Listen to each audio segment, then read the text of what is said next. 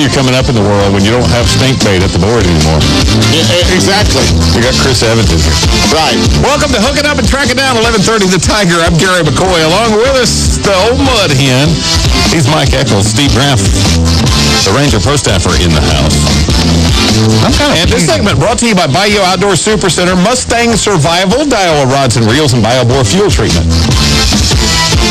You like that echo? Yeah, we got echo, Chris. Yeah. The two buttons on the upper right-hand corner over there somewhere. Here, let me fix it.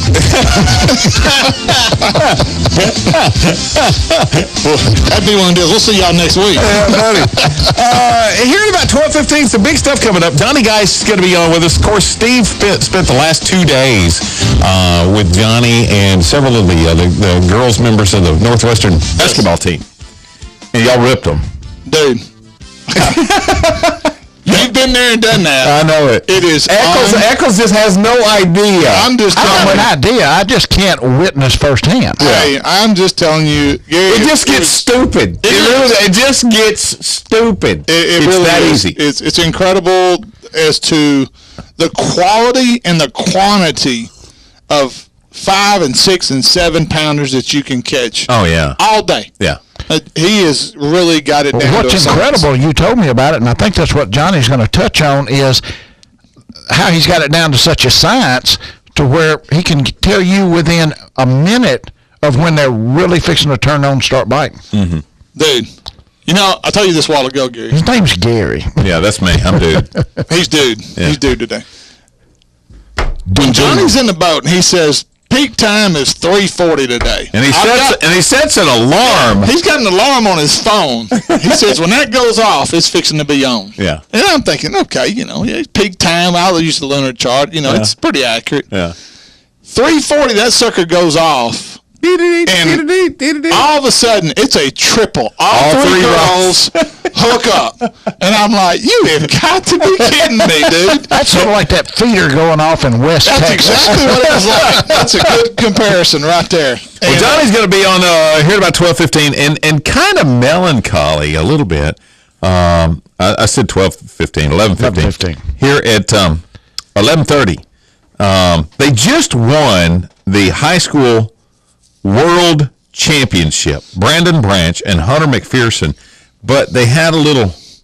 They had a curveball thrown at them yesterday. Yeah, they did, Gary. Yesterday they lost one of their best friends, or a friend of theirs that had died in a diving accident. So our thoughts and prayers are with Brandon and Hunter, and of course the family of the victim. And just sad news. I've lost a high school best friend, my high school teammate, best friend. We lost him my senior year. And where are these I know what kids that's from? like. These kids are from Florida. Okay, so they're from Florida. So we'll be talking to them from Florida. Yep, they'll be in Now, Florida. was this I'm not trying to be funny. Was this scuba diving or skydiving? I don't know. Just Mark Gannert called me this morning and told me the situation with the boys, and I was having trouble getting a hold of them, and he said, well, here's probably why. Yeah. So he told me the situation, and I was like, wow. But Mike also here before noon going to give us the 13 kinds of bass fishermen. I think you missed a couple. I saw your list. I think you missed some. That's my list. That's your list? Yeah. Oh. I'm not giving you any. Okay. Now, see, if it had been you wouldn't have missed any. No, since it was him, I knew there was something missing. I knew. I did the best I could. You know what? He's a deacon at the church, at a Baptist church. The Methodist church. And God love him, he just won't tell the truth about everything. He lies by omission. Because there's a few of the candidates that are supposed to be on that list that aren't there. And I promise you, they've been in the boat with you at some point in your career. I'm sure you're going to tell me who they were. Well, it's like those guys, man, I am never fishing with that idiot again. It'll make it be drawn like that. Oh, dude. I've only had a couple. I'll tell you what, though. I had in the old days of the Federation, when you fished 2 tournaments. You fished one up here, and you fished one down there. And the poor old cooness that drew me to fish up here, it was in the fall. It was like October. And God love him. Hey, we got it.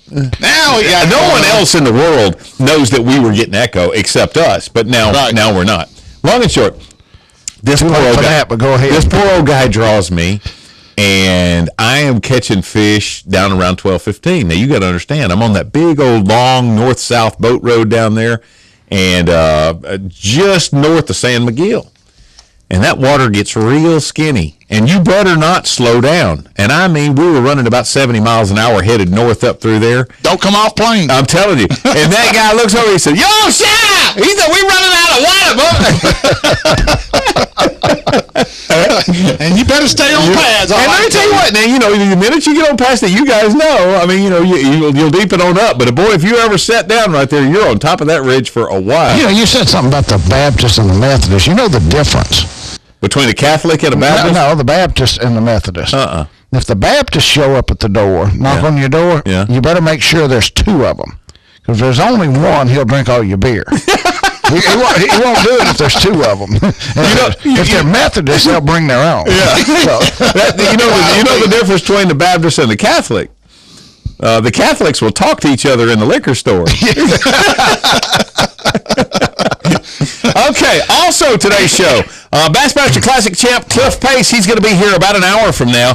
We're going to have an opportunity also for a little bit of roundtable discussion later on in the noon hour.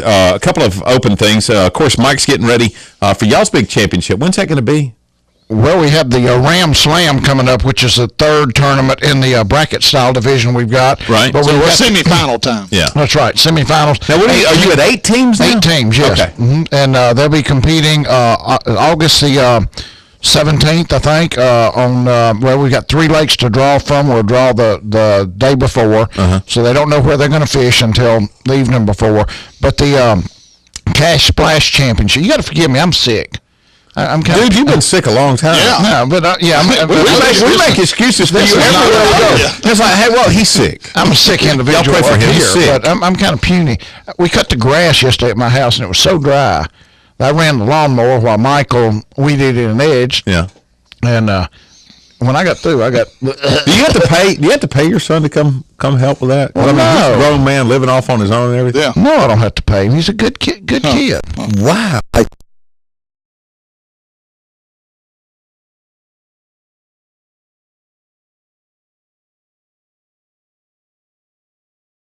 You had a box. It was gum. Now I don't chew gum much. Gum. What's that brand? Extra. That's it. Yeah, that right there. Yeah. And I went to pick it up, and he said, "No, try the other box." He said it tastes like cinnamon rolls. Gum tastes like cinnamon roll. I got a stick of that stuff out, and I have never in my life tasted anything that good as that stick of gum. Really? I mean, I swear, for the last 3 mornings, all I've had for breakfast is a cup of coffee and 2 sticks of gum. So Cinnabon has a new gum out. You put them in the microwave and kind of warm them up. They just run down the corner of your mouth. Put butter on them. I swear, you put that stick of gum in your mouth and you cannot tell it from eating a cinnamon roll. Really? Yes, sir. From now on, when I send the boys to the deer stand, I'm gonna send them with a pack of gum and a thermos. That's it. Get out cheap. Oh man. Oh, speaking of that, I got to talk to you guys real quick because this Saturday, my baby son is having his birthday party, and we're shooting paintball. I've never played paintball before. Yeah, me either.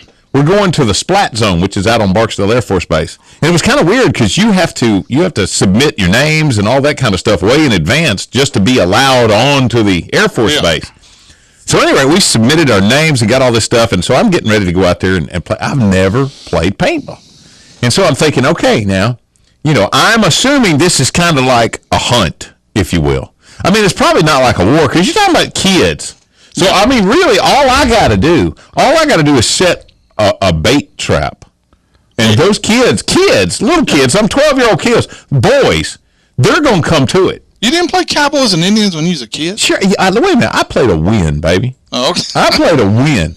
I'm thinking, can I? Would they let me take like a ground blind and set it up, and then pile up a bunch of gum? Gary's out there in a ghillie suit. Yeah. Get out there, pile up a bunch of gum and stuff, and sit back about 30 yards and just wait on it. Just take them out one at a time. I want to make a prediction. If you approach this Saturday like a hunt instead of like a war, I'm going to give you 30 seconds max. Those boys are going to shoot your butt off. You remember you asked a couple of weeks ago, have you ever stalked deer hunting? Well, that's what you're fixing to be doing, but you're going to be the one being stalked. Well, I'm going to tell you now, when I did basic training at Fort Leonard Wood, Missouri, and I've been involved in some night games, war games and things like that. Me too. It just never fails. I'm telling you. At any rate, I have been involved in some of that, and it was a totally. But I'm talking about children here. Yeah. Kids that I want to shoot. But now, how old are they? Well, how old? They're 12, 13-year-old kids. Now, Buddy, the oldest one, the oldest son of mine, and my middle son, the 15-year-old, are also going to be there, and some of their buddies and stuff like that. Oh, and I think my preacher's going to be there. I need to shoot him. You got to get him. I got to shoot the preacher. I mean, I want to be the one that says, yes, I shot the preacher. I want a T-shirt that says, I shot my preacher. Is that a song? No, I shot the law on the law one. I shot the sheriff. I'm sorry. Shot the sheriff. Yeah. But see, I could start something new. Shoot the preacher. We can do a fundraiser. You are toast. You think? Yeah, 30 seconds. God. Man, I hope I can make it to the end, because I'm telling you, this will be fun. Okay, Johnny, guys. I want to see the bruises, though, when you come back. No. That's why I'm taking next week off. I won't be here next week. Make him treat you nice. Yeah. We're trying to figure out who we can bring in here to take your place. Hey, we're looking for a good female. You should get that girl that they're trying to kick off of Facebook. They're trying. Not your Julie. Yeah, she would do it. Does she know anything about hunting? No. But you know what? Y'all should get that girl. Y'all should get that girl they're trying to kick off Facebook. The girl from Texas, the cheerleader. The hunter. What's her name? Shot the line. Yeah. She did one of the green hunts for the rhino and all that kind of stuff. Cheerleader. Yeah. I've tried to get in touch with her. Yeah. I still haven't gotten any kind of return at all. She probably thinks that you're one of those cougars that are... seriously, when you tell somebody you're with hooking up and tracking down, that really sends a different message to them. So maybe why she's avoiding. And then you tell them how good you are putting crickets on a hook. I'm the master. And they won't return your call. Later. Yeah. God love it. Your new occupation. Yeah. I was like, Lord, I walked right into that one. Stay close, Johnny, guys. Our Lake Fork report is on the way. It's hooking up and tracking down. 11:30, the Tiger. Just a good old boy. Toledo Fiberglass specializes in fiberglass restoration, offering fiberglass repair on all major brands of ski and bass boats. Al Drew and his staff will get you back on the water where you belong. Everything from metal flake scratches to recarpeting, Toledo Fiberglass can fix it. It's also home of the Gorilla Hull and the headquarters of the Minn Kota Talon Shallow Water Anchor System. So the next time you need fiberglass repairs or restoration, go see Toledo Fiberglass just off the Texas Highway or call 800-554-5452. You've heard the old saying, good things come to those who wait. Well, Natchitoches, the wait is over. John Abraham has just opened the best hunting and fishing store in Natchitoches. Cypress Knee Outdoors, located on Highway 6 west off I-49, has everything a hunter fisherman could want. Top name brands Zoom, Santone, Pelican, V&M, and the new Uzo baits, as well as hunting brands like Primos, Duck Commander, Hoyt, and Federal. So don't drive to Shreveport Ellick anymore. Go see the guys at Cypress Knee Outdoors or call them at 238-HUNT. Welcome to the Natchitoches Shooting Range, where you can participate in many exciting activities, such as traps, skeet, 5-stand, sporting clays, cowboy action shoots, and many others. Individual memberships and family memberships are available, but the public is welcome. Come enjoy yourself at the Natchitoches Shooting Range on Tawson Island Road, just before the Grand Ecore Bridge. Did you notice some brands sending out trophies from 2006 at boat shows this year? Really? That's like wearing your high school Letterman jacket to a job interview when you're 30. But if other brands are going to raise the issue of awards, no matter how old they may be, we're happy to join the conversation. When it comes to awards, Sea Ray is in a class all its own. Sea Ray is the most awarded boat brand ever. Bayou Outdoor Supercenter has yours waiting for you. Bayou Outdoor Supercenter is Louisiana's family-owned RV and marine dealer. This segment presented by Nichols Department Stores, Toledo Fiberglass, Paul's Farm and Garden, and J&J Exterminating. Now back to the best outdoor radio show west of the Mississippi and east of the Rockies with Steve Graff, Gary McCoy, and the one and only Mike Eccles. Johnny, thanks for hanging out with us this morning. Of course, as we do every week, and it's really getting, I mean, unbelievably important. Oh, what am I supposed to push here? Yeah, you're supposed to do Bayou Outdoors. I am. Yeah. I get to talk about that. You can talk about Bayou Outdoors. Really? I saw David the other day. Oh, did you? Yeah, we were. Believe it or not, I was at the gym and he wasn't. Can you believe that? David uses the machines at the gym. Yeah. The Coke machine, the candy machine. No, I did see him. His rehab's going well, though. Yeah. He was he's honestly lost a lot of weight. Oh yeah, I was going there today. He was going into Gullos there, and they've got a bunch of different health foods and stuff like that. Anyway, with football season right around the corner, now's the time to look for an RV or motorhome. From Bayou Outdoor Supercenter, Bossier City, top names like Tiffin and Allegro and Dutchman and many more. Don't waste time making hotel reservations when you could be at the big game in your very own hotel on wheels, tailgating with friends and family up close to all the action while having all the conveniences of home. So stop in, let the great sales staff show you their great selection of RVs and motorhomes. Bayou Outdoors Supercenter, Texas Street, Bossier City. Yep, there you go. Johnny Geist is on the phone, and Johnny, was it as ridiculous as what it was when Steve and I were there with him and the girls the last couple of days? I mean, did y'all just catch them until it was stupid? Well, hello, guys. You know, when y'all first came, I told you that it hadn't really started until that day. So, really, we didn't get as good as that day was, it's nowhere near what it's like now, where they've all moved back out deep. So, y'all had a good day, but we had a great 2 days with the Lady Demon gals. And Graf, did you tell them that you got beat pretty bad yesterday? I don't think you said. No, I didn't tell them that. You know, some things you just don't reveal. But since you now that we're talking about it, y'all, it was 10-20. He did help me out a lot, netting and taking pictures and all. And then all of a sudden, I get to noticing he's starting to fish hard because he hadn't had a bite yet. Right. And then he really gets kind of concerned when they're still pulling in doubles and triples, and he hasn't got a fish. So I had a bite. It's 10:30. Wow, what were you doing wrong? I was in the back right-hand corner of the boat, and everybody was in front of me. Mm-hmm. And, of course, I changed that scenario real quick. I moved to the front about 10:30 and then started catching fish. I stood up there beside Johnny. Oh, okay, gotcha.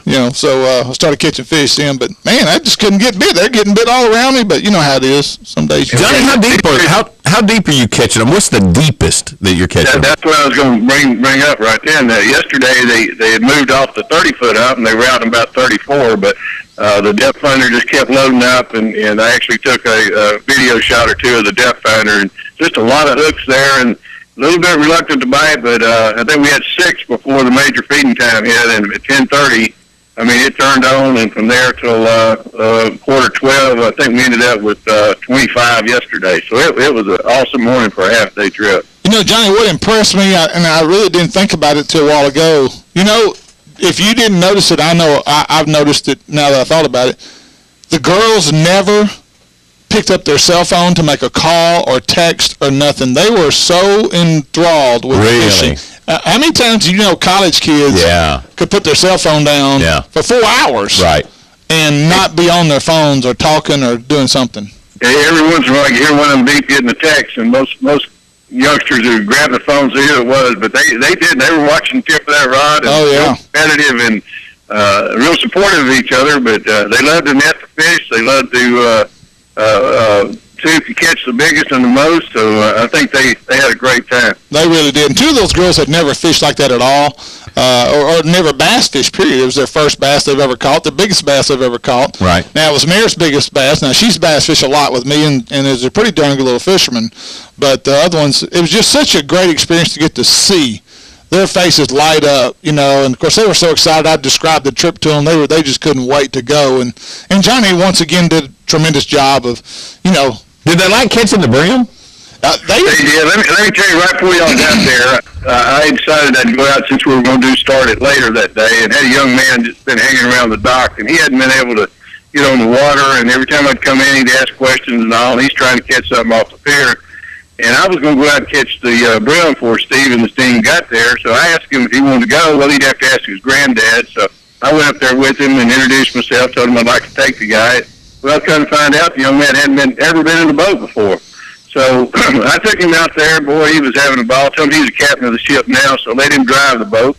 So that was fun. And when we pulled up to that brush top and caught about 50 brim just as quick as we could get down, he had a ball. And then I said, hey, have you ever caught a bass? So, well, no, he hadn't seen one, you know. And this guy's from Virginia, staying down here in a RV with his grandparents for the summer. So we hooked one of the brim right on the side, put it in the rod holder, said, you watch that rod right there. About 5 minutes later, he catches him a 6-pound bass. So wow. So he had a ball.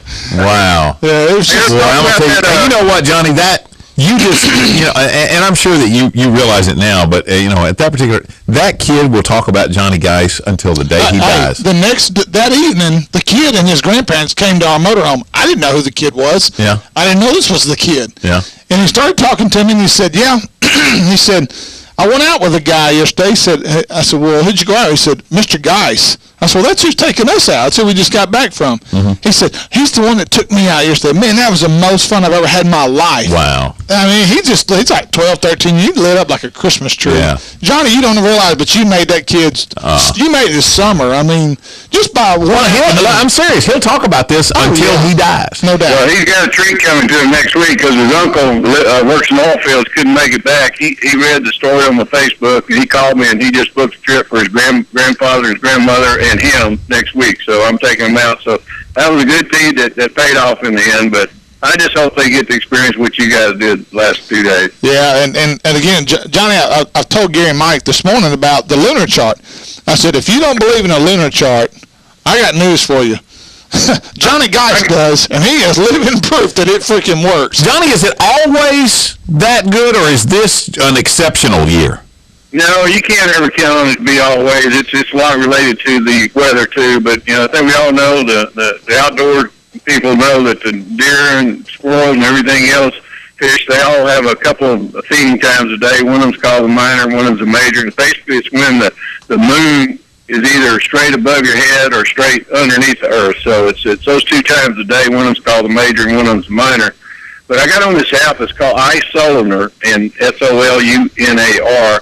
And, you know, I'm not sponsored by them or nothing like that, but it's free out. And I just got it on my phone, and I kept watching this thing, and I always wanted to go. I said, well, I want to be in my best spot about that time. And when this heat rolls in the summer, these old deep fish, I mean, it's almost, and it is like setting your watch or your clock. I did that, set the alarm and told Steve and them we're going to be a little bit slow. We started at 2 o'clock, but about 3:29, we're going to be in the right place at the right time. And like he said earlier, I heard him mention it already, when that alarm went off, I heard 3 squeals, and all 3 girls had a big bass on it. It kind of surprised me that it was that quick, you know. Everybody had one except Graf. Huh? I was busy. How's that happen, I wonder? If the alarm goes off and he catches a catfish, I bet.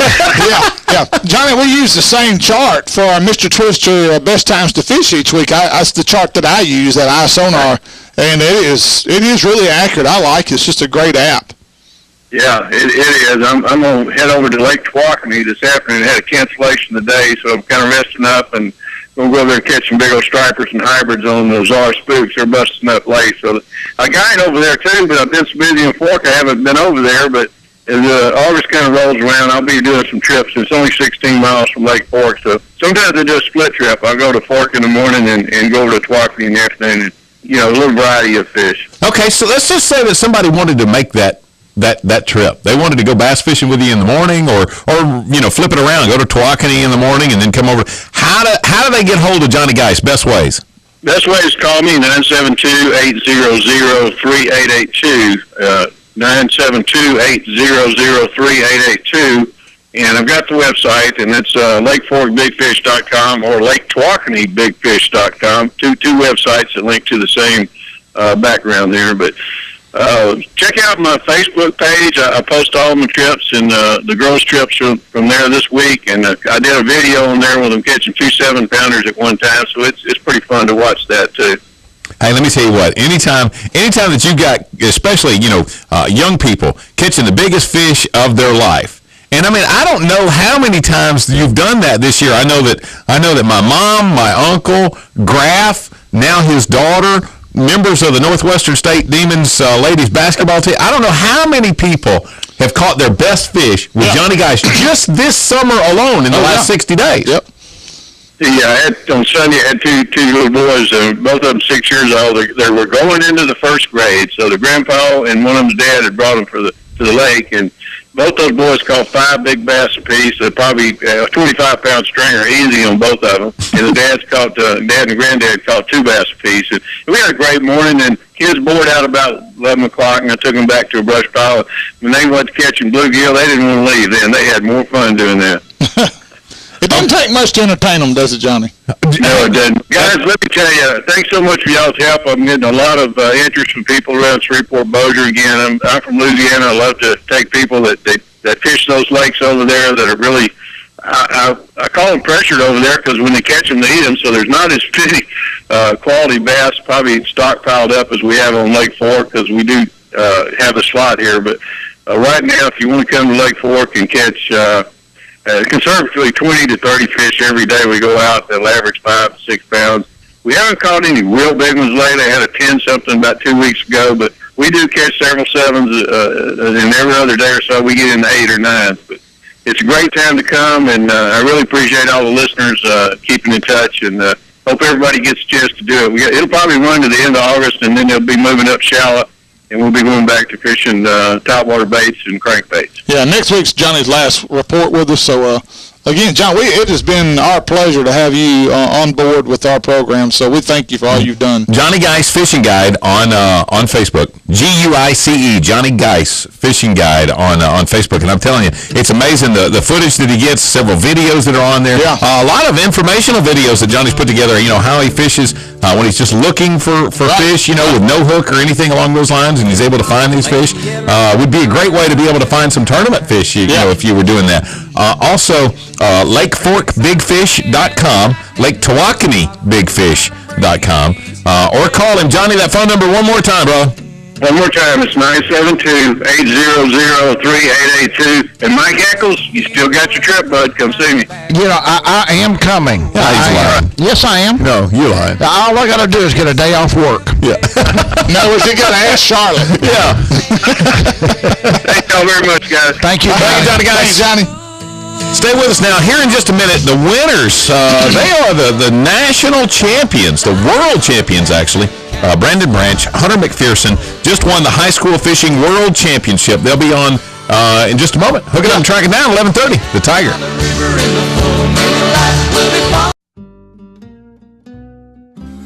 Welcome to the Natchitoches Shooting Range, where you can participate in many exciting activities, such as trap, skeet, 5-stand, sporting clays, cowboy action shoots, and many others. Individual memberships and family memberships are available, but the public is welcome. Come enjoy yourself at the Natchitoches Shooting Range on Tawson Island Road, just before the Grand Ecore Bridge. Too hot in the summer, too cold in the winter, and your heating and air conditioning system is burning holes in your paycheck? You need to call Luke at Guy Heating and Air.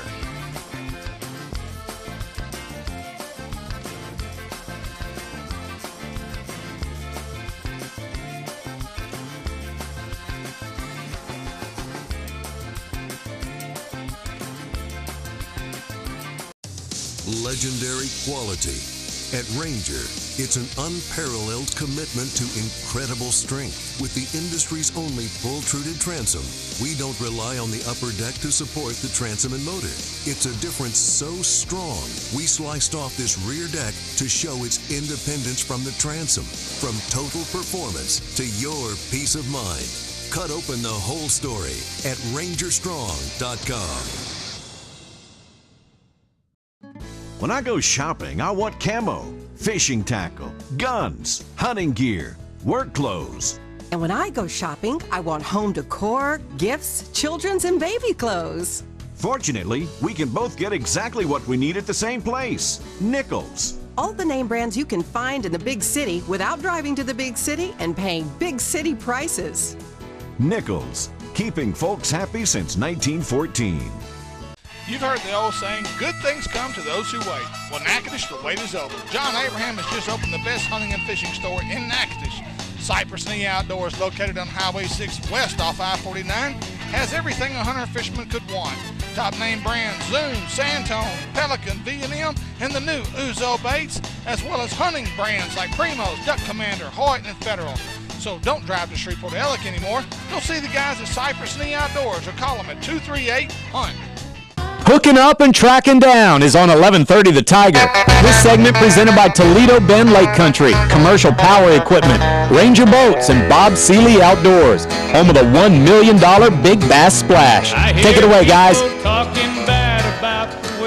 Gary McCoy along with the Ranger Pro staffer Steve Graff. Mike Eccles is in the house with us today. And we've got a couple of things that we're going to touch on here in a couple of minutes. We're still waiting on the high school fishing world champions, Brandon Branch and Hunter McPherson. But we've on here in the next 15 minutes or so, 13 kinds of bass fishermen. There's some of these that you're going to want to avoid. I'm just telling you, and I don't think. Yeah, I looked at a few, but I don't think he accurately described. The list is incomplete. Yeah, I believe if you or I had done that, it might not have been any more accurate. Yeah. It would have been a heck of a lot funnier. Chris, we got the young guys on the phone? Yeah, we did. Okay, cool. On the phone now, Hunter McPherson, Brandon Branch, high school fishing world champions, and guys, before we start getting into the incredible events that transpired for you guys on Lake Dardanelle, we want to let you know how much our hearts are heavy right now over the loss of your friend. I assume this was yesterday or day before. Yeah, this was yesterday. Now, is this Hunter or Brandon? Is Brandon with you, Hunter? No, this is just Hunter. Okay. Okay, so he's trying to call me, evidently, so I'm trying to, which I guess, Chris, they can both call in, can't they, on separate lines? Well, we'll find out. Let her rip, Tater Chip. Hey, Hunter, can you have your mom call Brandon and tell him to call the same number you called?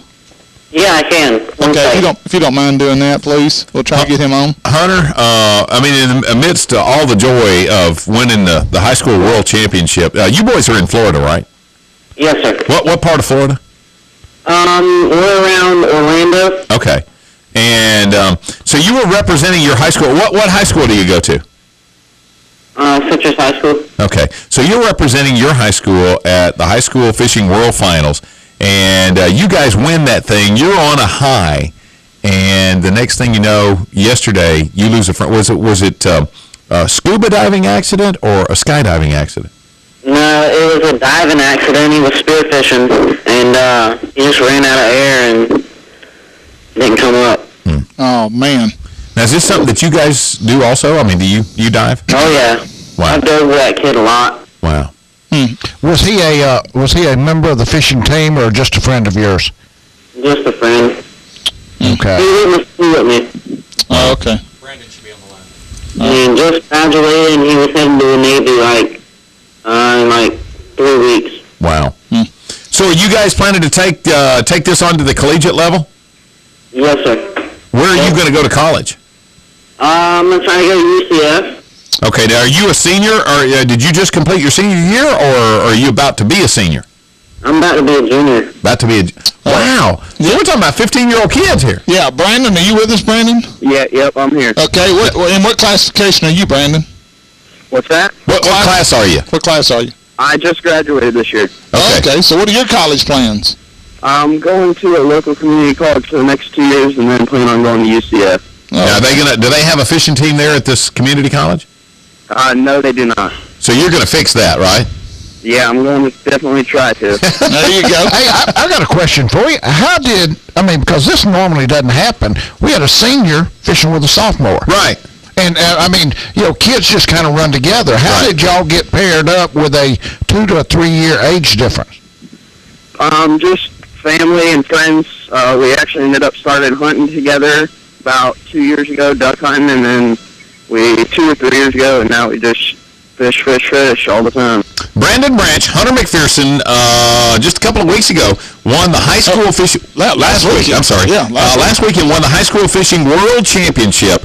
We visited with who were those boys? One of the guys that we had that was headed down there. Who was out on the show last week? You remember? No, I don't. Okay. All right. Anyway, we had one of the young guys on with us because we had Mark Gannert on the phone with us. Last week, and he was talking about about the event itself. Right. Give me your take on it. I mean, you show up, you do a little pre-fishing. Do you find fish the first minute that you get there, or I mean, is it a struggle? What redevelop that for us. Kind of. We tried. We went last year too, and the first day we went and did what we did last year, and how we caught them, and our plan did not work out. We had to regroup. One of our best stretches that we won the tournament on, we found the first day of practice, flipping a jig. We caught a 2.5, a 3-pounder, and we pulled out. And then the second day of practice, we made a 30-mile run. They were pulling water really hard, and we just fished jetties, and we were throwing the wiggle wart, catching them, and we caught like back-to-back 4-pounders almost. Then the first day of the tournament, we stayed close, and there wasn't very many teams from Florida, so we didn't have much qualifying to do, so we could just go practice like the first 2 days. Mm-hmm. So we just went and practiced some more, fished some new stuff. The third day, we made the long run where we found them in practice, 32 miles or something, and they were pulling water right when we got there, caught like a solid keeper. Then about 20 minutes later, they quit pulling water. So we had to make the run all the way back, and we went to that good stretch that we caught them under in practice, close to the boat ramp, and we just hammered them right there. And it would just reload every single day. And then the final day, just reloaded with the big ones that we needed. That's the old Bill Dance theory. Don't lose sight of the boat ramp. Yep. Well, he was scared of getting lost. Yeah, he probably was. You know what? That'd be sad if it wasn't so true. Yeah. So you guys, I mean, here you are. What was because last year you say you showed up and you attempted this year to do what you did last year. What was that plan? Last year we were just fishing a big rock wall, mm-hmm. and it was about 10 to 15 foot, and we were using shaky heads. And we hammered on them last year, and we finished 14th. And this year we knew we had to go catch them big, and that's what we did. Well, they've talked about two baits, guys, that are really big on those highland reservoirs in Arkansas, Missouri, Kentucky. The wiggle wart is one of the most popular crankbaits that you can throw up there. Mm-hmm. The shaky head was invented and created at Beaver Lake, Arkansas. Mm-hmm. So you guys are throwing the right stuff, it sounds like. And I guess that last year's experience really paid dividends for you this year, didn't it? Definitely. Yeah, last year we were also fishing out of like a 16-foot skeeter, an old one, and we could only go like 10 miles on that way down the lake or we'd run out of gas. And this year with that big boat, it really helped us being able to run all the way down that river and do some more exploring. Now, Hunter, what was probably your number one bait? When we were upriver, that wiggle really weren't good. When the water was moving, you could catch them on a jig too, but it seemed like that wiggle wart just picked up bigger fish. But when we moved back down towards the boat ramp on the one stretch, it was a little jig. You couldn't get bit on a wiggle wart. I don't imagine you guys throw a wiggle wart much on Florida lakes, do you? Mm-mm. Oh, no. Yeah. I mean, that was probably a little bit different for you. It was quite a bit different. About the only thing you know how to do is flip down here. Yeah. So when you say, if all you know how to do is flip, I mean, that you really were in your element when they were hitting the jig.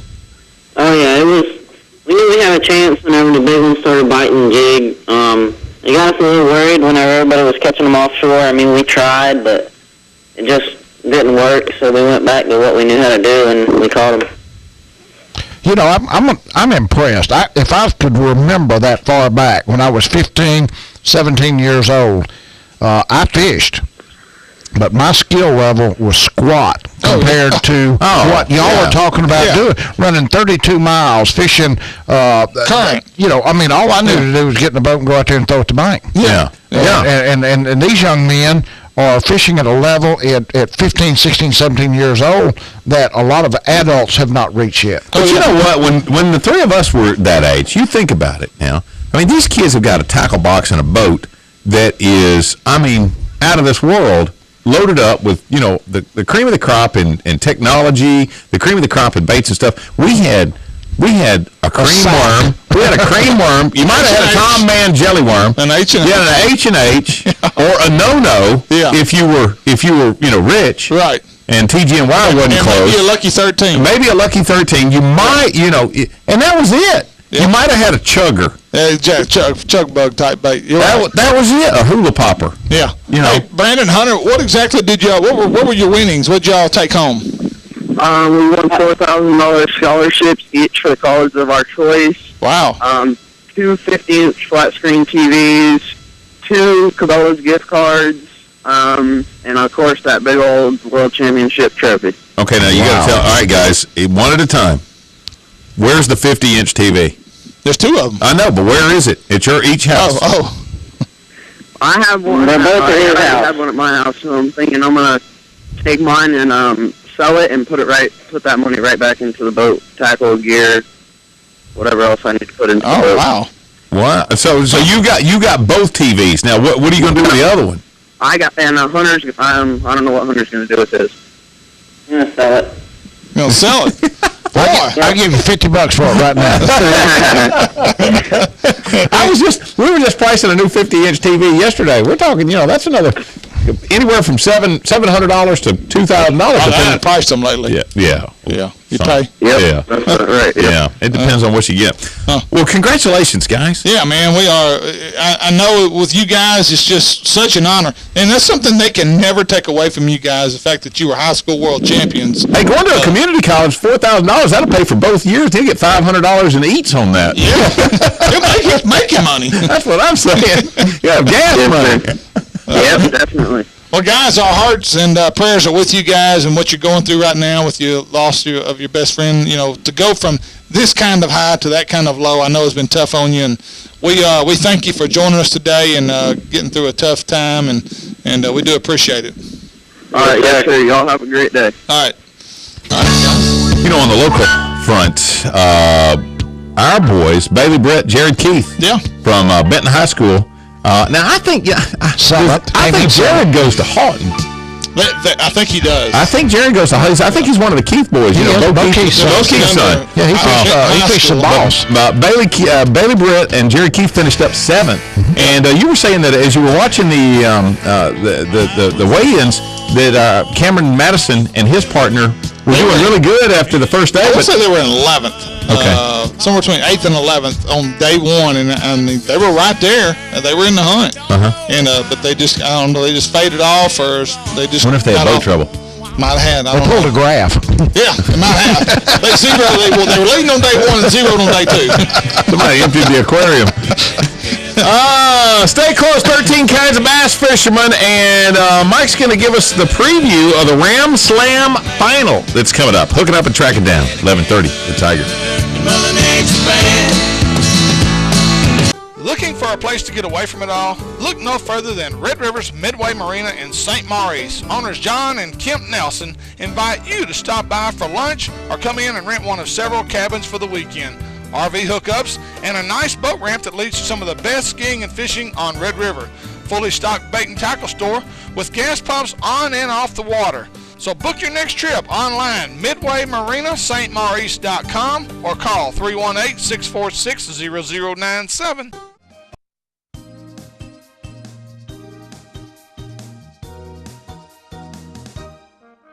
Rick Terrell here for Terrell Brothers Furniture in Natchez, where we've got 7-piece living room groups as low as $5.99. You heard right, 7-piece living room groups as low as $5.99. We've got over 20 groups to choose from. So before you buy living room furniture anywhere, come to Terrell Brothers Furniture, 310 Texas Street in Natchitoches.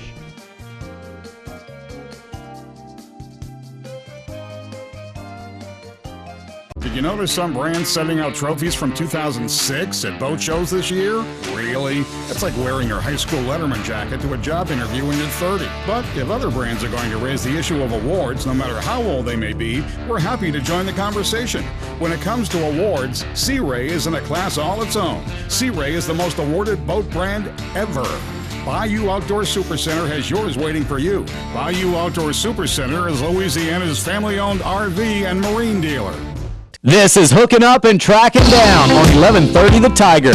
This segment presented by Santone Lures, the Red River Waterway, and Vicious Fishing Line. Get vicious with the fishes. Now back to the guys who set the standard in outdoor radio, just not very high.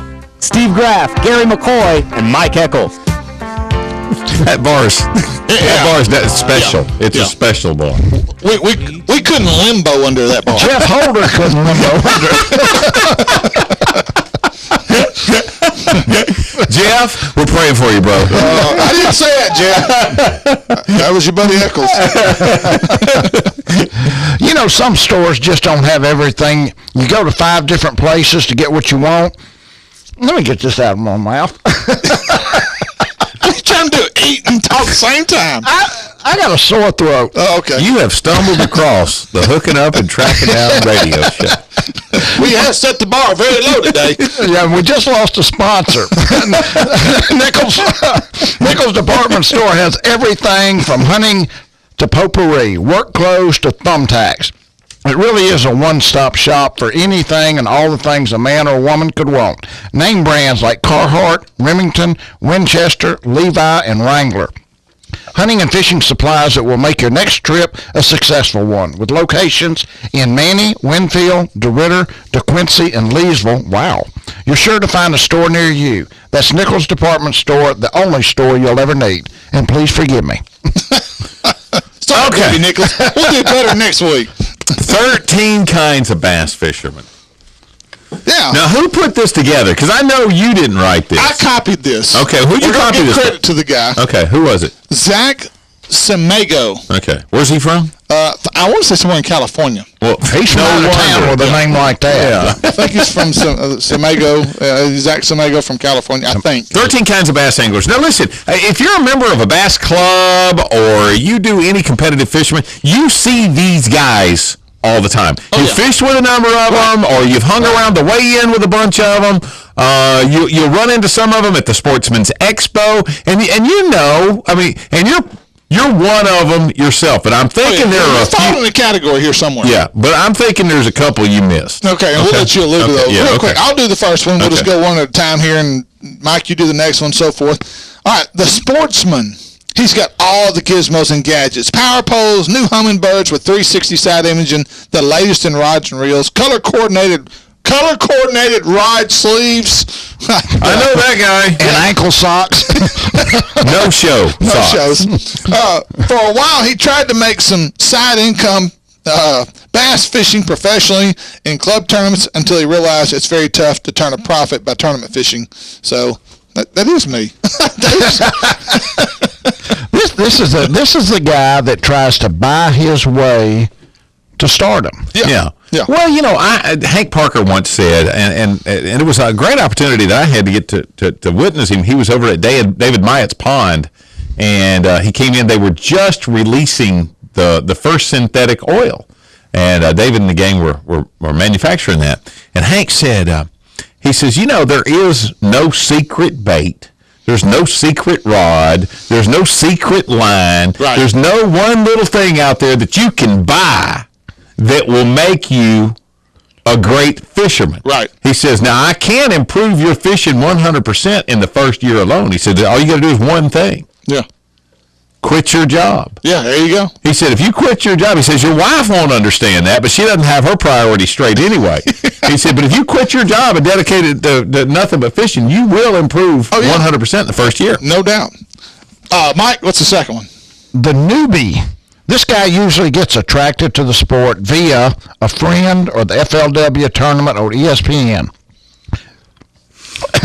They'll try bassing for a few weeks with little success.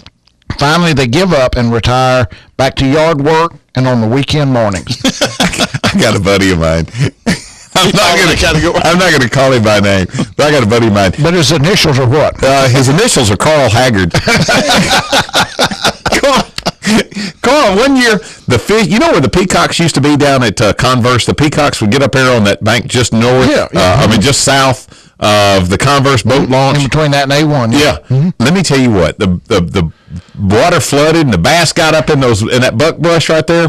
We pulled up in there one day. Carl just wanted to go fishing, and I took him, and the bass got stacked up in that buckbrush, and I was ripping them. I'm talking about 4 to 6 pound fish. You could not put that jig in the water and not get bit. I mean, it was unbelievable. Carl went down there, and Carl's like, "Oh my God, it'd be like making a trip with Johnny Geis." Yeah. And Carl's like, "Oh my God, I've never seen anything." The next week, he went and bought a bass boat, bought rods and reels, bought all this kind of stuff. I ran into his son about 3 years later, and he says, that boat has never moved from that spot right there. He got so hung up, he was the newbie. He got so hung up in it. Finally, his son started fishing a little bit, and he went out with him.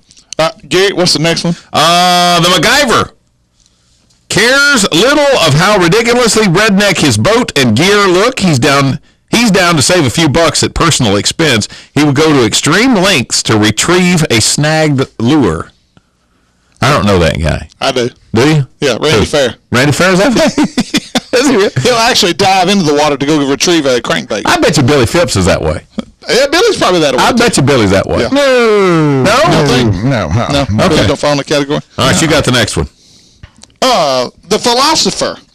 Fishing isn't mandatory. These guys are just out for a good time on a calm lake. They love the quote by Henry David Thoreau, "Many men go fishing all of their lives without knowing that it's not the fish they're after." These guys need to pick up a fly rod. Fruits. Yeah, fruits.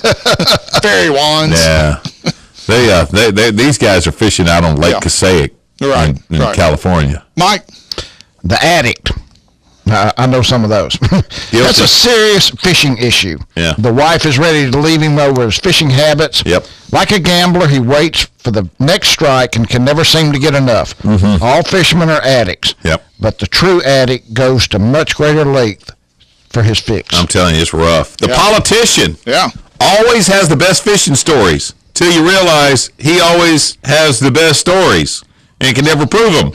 For some odd reason, there's never a camera or other person around to prove the tales. Now, he's probably also the same guy with the best excuses. Right.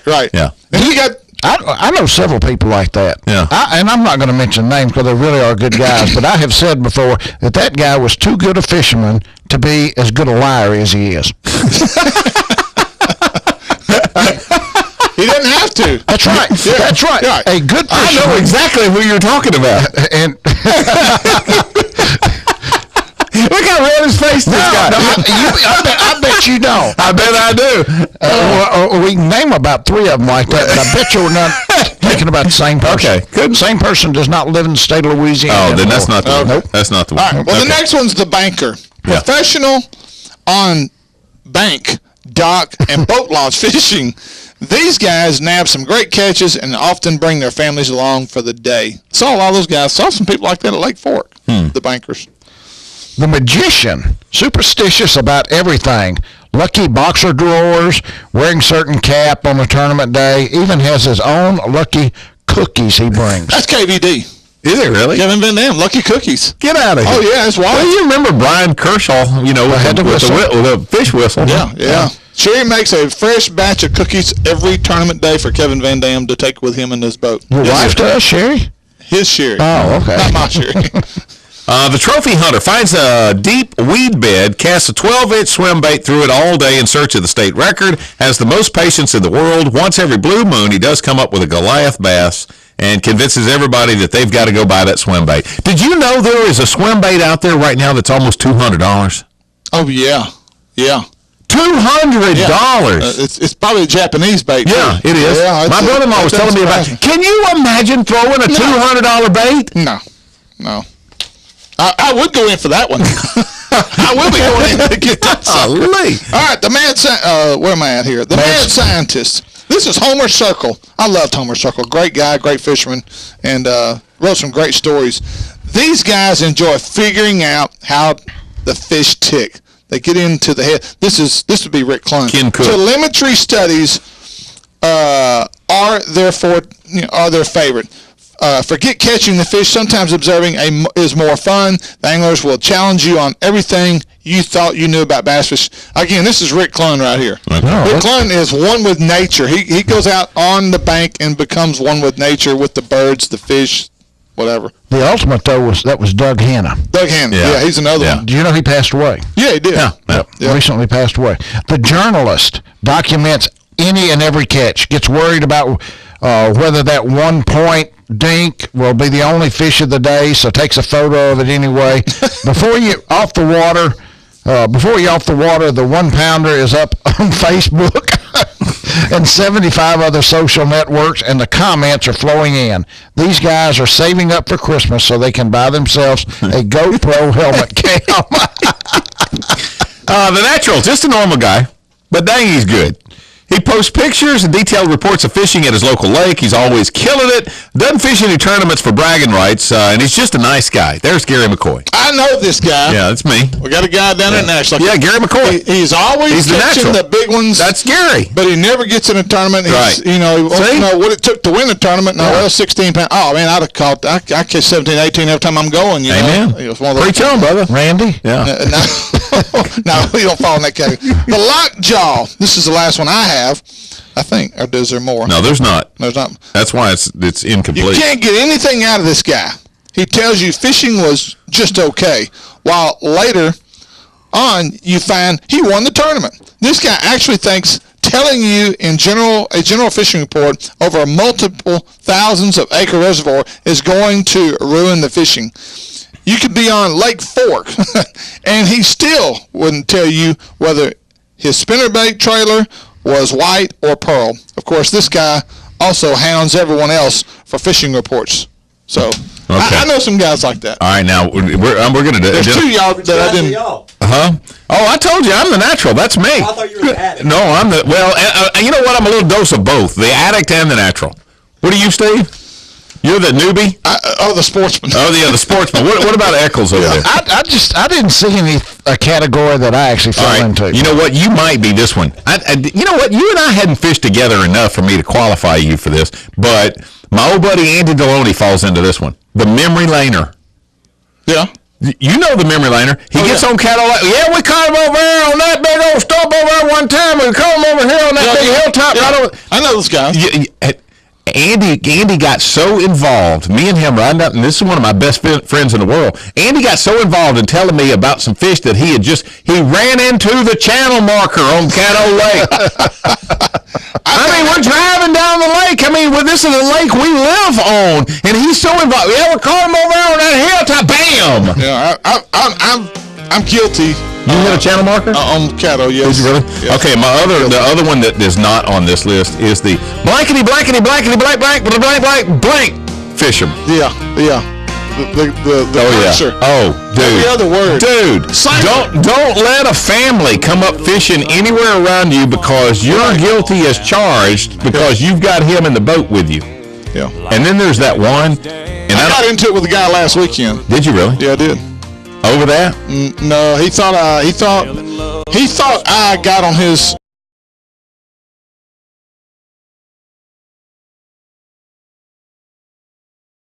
I am for the child who's had 7 addresses in a single year because she's in foster care, because her father abused her, and her mother couldn't believe her.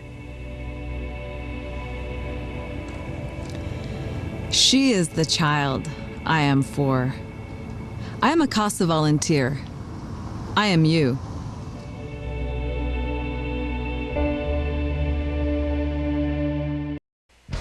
Toledo Fiberglass specializes in fiberglass restoration, offering fiberglass repair on all major brands of ski and bass boats. Al Drew and his staff will get you back on the water where you belong. Everything from metal flake scratches to recarpeting, Toledo Fiberglass can fix it. It's also home of the Gorilla Hull and the headquarters of the Minn Kota Talon Shallow Water Anchor System.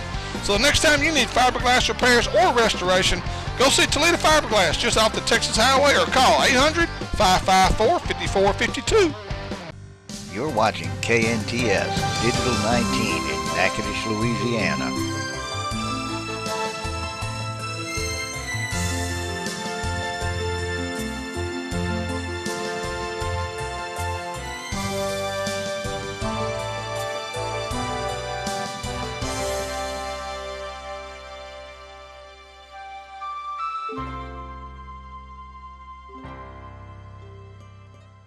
You've heard the old saying, good things come to those who wait. Well, Natchitoches, the wait is over. John Abraham has just opened the best hunting and fishing store in Natchitoches. Cypress Knee Outdoors, located on Highway 6 west off I-49, has everything a hunter fisherman could want. Top name brands Zoom, Santone, Pelican, V&M, and the new Uzo baits, as well as hunting brands like Primos, Duck Commander, Hoyt, and Federal. So don't drive to Shreveport Ellick anymore. Go see the guys at Cypress Knee Outdoors or call them at 238-HUNT. Legendary quality. At Ranger, it's an unparalleled commitment to incredible strength. With the industry's only pull-truted transom, we don't rely on the upper deck to support the transom and motor. It's a difference so strong, we sliced off this rear deck to show its independence from the transom. From total performance to your peace of mind. Cut open the whole story at rangerstrong.com. We love it. It's exciting. Esto es vida. We wear it to be safe. We're teaching our kids about safe boating. We all love this life. Wear it and love the life. This message brought to you by the National Safe Boating Council.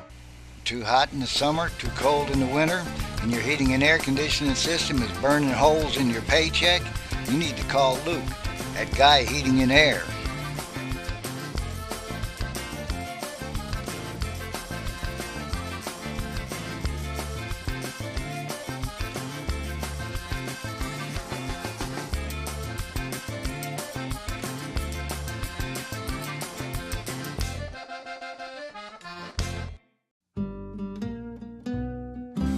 Welcome to the Natchitoches Shooting Range, where you can participate in many exciting activities, such as trap, skeet, 5-stand, sporting clays, cowboy action shoots, and many others. Individual memberships and family memberships are available, but the public is welcome. Come enjoy yourself at the Natchitoches Shooting Range on Tawson Island Road, just before the Grand Ecore Bridge. Welcome back to Hour 2 of Hooking Up and Tracking Down on 1130 The Tiger. This segment presented by the Outdoor Channel's The Preferts, Spro Lures, BioBore Fuel Treatment, and Natchitoches Ford. Once again, here's Steve, Gary, and Mike. Hey, thanks so much for spending the time with us this afternoon. I'm Gary McCoy, the Ranger Pro Staffer, Daiwa Rod Pro Staffer. Steve Graff in the house, also Mike Heckles. And on the phone, you know, God love him. He's just so undependable.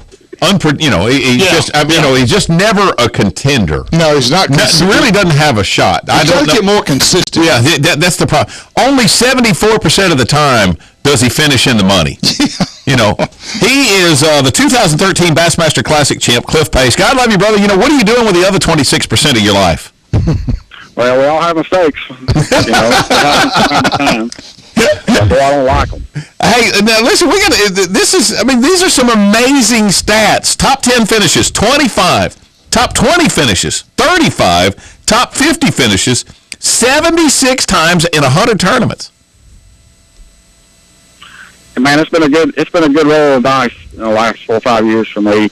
I've had a lot of tournaments that I thought I was going to be really good in. Those probably ended up being the 26 that I didn't get paid in, but for the most part, it's all worked out. And, for me, it's just all about fishing, and it always has been, and that's I think what's helped me the most over the years. Now, Cliff, when did it kick in for you? At what age did you say, I'm pretty good at this? This is something I think I could do for a living.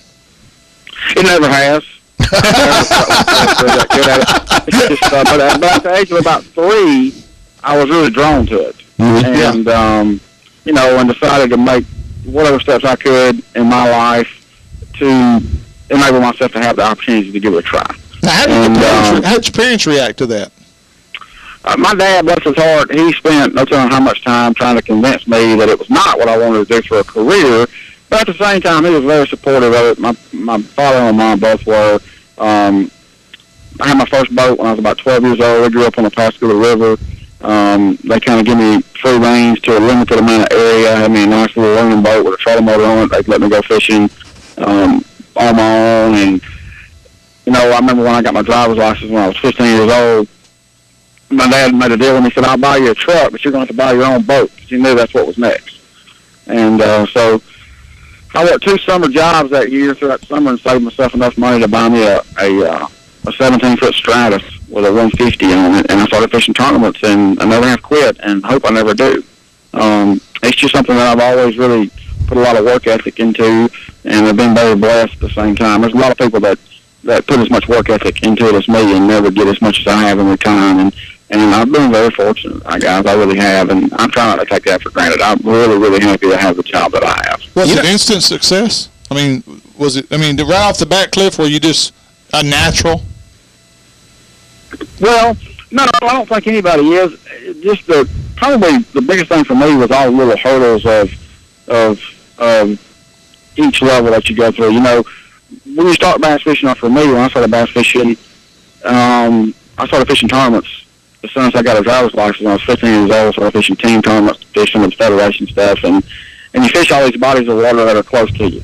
For me, that's a bunch of little state lakes in the Louisiana Delta and maybe a little bit up at Ross Barnett and Jackson.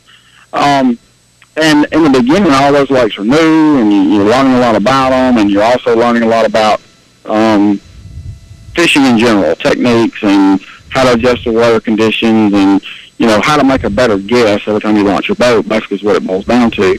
And I've always been addicted to that part of it, to the learning more about it. And even when it comes to lures, I've you know, tinkered with building fishing lures my whole life, and I actually spend the vast majority of the time that I'm not fishing tournaments building fishing lures now in various ways or another. But, you know, for me, that's the one thing about bass fishing that really and truly is probably always had me hooked, and probably will always have all of us hooked, is the fact that you can't master it. You know, you can take a gun and shoot a target with it to a point, or a bow and arrow, or whatever. You can shoot a target with it to a point where there's really no fun anymore, because you know you're going to hit the bullseye every time you pull the trigger. Mm-hmm. You're never going to hit the bullseye every time you pull the trigger when you launch your boat.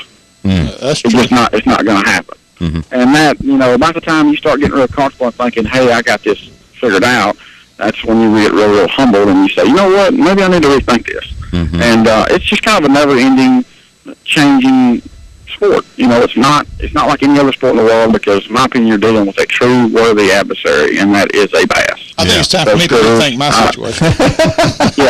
Yeah. But you know what, Cliff? I think you have a heads up. One that can talk. I'm gonna hold it down at gunpoint, because there's a lot. You better shut up. Yeah. I think you have a leg up on the rest of the world when you grow up in an area like you, because being from, you know, down in Petal, I mean, you've got the Pascagoula River, you got the Mississippi River, you got the Louisiana Delta. I mean, you go just a little bit to the east of you. You're down there where I used to be in L.A. and Lower Alabama, and you've got the Tom Bigby and the Tennessee River and the, you know, Okatuppa and all that's coming into that area. You don't have to go there. Huh? Well, I don't have anywhere I can go fishing that's within 30 minutes of my house. Sure. That's the crazy thing about it. But if I want to drive 2 hours, I've got unlimited. Yeah. You know, places to go.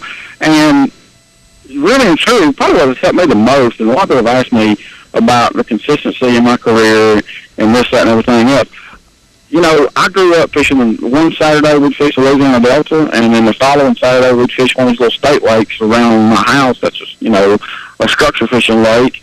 So I got to really experience all of it. I've had a lot of people ask me, for some reason, I feel really excited in my career fishing deep. Mm-hmm. And I've had a lot of people ask me in my career, you know, how did a guy from South Mississippi that fishes the Louisiana Delta get so good at fishing deep? And people just don't realize the tremendous amount of little small state lakes that we have here in South Mississippi that are structure fishing lakes that are very difficult. You have to be really able to make exactly the right cast on exactly the right angle to even get a bite. Mm-hmm. And I grew up fishing tournaments on those lakes, and you know, having both, having the fantastic shallow water power fishing, flipping, throwing a frog, all those type techniques, and then also having to fish get your spinning rods out and hope you get a bite derbies growing up, really I think is what made me become so versatile and so I wouldn't say good, but so able to do all the different things that we have to do traveling all over the country like we do. You know, you bring up a really good point there, because you know what? There are times when if it was only about catching a fish, there's a lot of guys who would be really good at it. And, you know, very often that's probably the last thing on the plate is just going to catch the fish. What's the toughest part? I mean, you love building the lures, and you've obviously got the fish catching. What's the toughest part for Cliff Pace that comes with being a professional angler? Man, the traveling. There's no doubt. There's nothing even comes close to me than the agony of spending 3 days in your vehicle driving to the California Delta. Yeah, I love it when I get there. Yeah, but the traveling for us back. That's the worst. It's just unbelievable. The trip back. Well, you know, it's normally never a trip back. To be honest, it's just a trip to the next place. Mm-hmm. Yeah. It seems like I don't ever quit driving or flying, or I'm always going somewhere. It's a constant go. I've got some projects and stuff around the house that I've said, well, I'll do that this year. You know, during the off season, things will slow down in the fall. Man, I'll never slow down. Yeah. You know, I ain't never get that stuff done.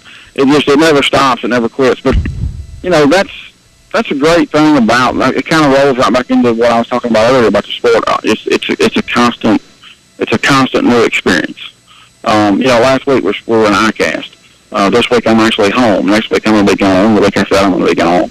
And after that I really don't even know yet. So, and I'm not even fishing this year because I broke my leg. Yeah, we want to get to that. You know, all in all, it's the traveling, without a doubt, for me, is by far the hardest part. Let's back up to last November. Off season. Yeah, you qualified, Cliff. This is Mike Eccles. I want to thank you for being here today, taking the time. But you won the 2013 Classic, which gave you a free ride. Not really free ride, but yeah, to the 2014. But prior to that, you took a deer hunting trip that kind of changed your life, right? It didn't really change my life, but it definitely caused a temporary hold on things. Yeah, I went deer hunting. I love to bow hunt. I mean, I am as adamant about that as I am about bass fishing. And I do. That's one of the pluses to my job is in the fall and the winter I do get to spend a lot of time in the top of a tree. And one particular day last January, actually, or this January. It was about 3 weeks before the Classic. I actually went and practiced for the Classic and came home and decided to go hunting one afternoon and just got in a hurry getting down on my stand that day. Was hunting out of a lock on. For those of you that are familiar with that, it's basically just a set of climbing sticks with a stand that's strapped to a tree. And I've been hunting out my whole life, never had an issue, and the stand didn't cause a problem at all. But I had got out of the lock on onto the climbing sticks and just simply slipped. My hand just came off the climbing stick post, and I fell 20 foot to the ground, and my left foot went in a hole, and it did a lot of damage to my left leg. It broke 2 bones in my left leg and really messed my kneecap up.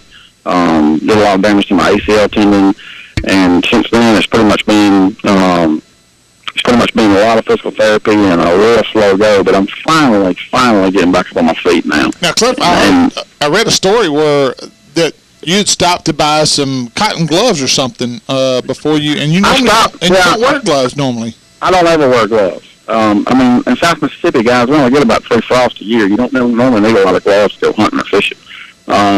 But I stopped to buy a bottle of water that day at a gas station on my way to get my tree stand, and there was a pair of little cotton gloves on the counter, and it was pretty cold that day, and I thought, those gloves might be nice, and I bought those gloves, and I had those gloves on, and that's what actually caused my hand to slip. My hand slipped off the step inside the gloves. But, there again, it was a careless mistake on my part. I was in too big of a hurry, and it was just one of those things that you blink and it's over and it's happened and it's done, and all you can do is just deal with it the best way you can. Very thankful that Bass has been as understanding about it as they have. They've been very, very cooperative with it and very, very understanding, and very much so tried to make it as painless as possible for me. They gave me a hardship pardon for the season, extending my Classic qualification for a season, and now I'm basically just sitting around waiting on February to get here so I can spend some more time on my skier and hopefully not have a lot more of those 24% that you're talking about. Are you going to be able to bow hunt this year? Most definitely. Amen.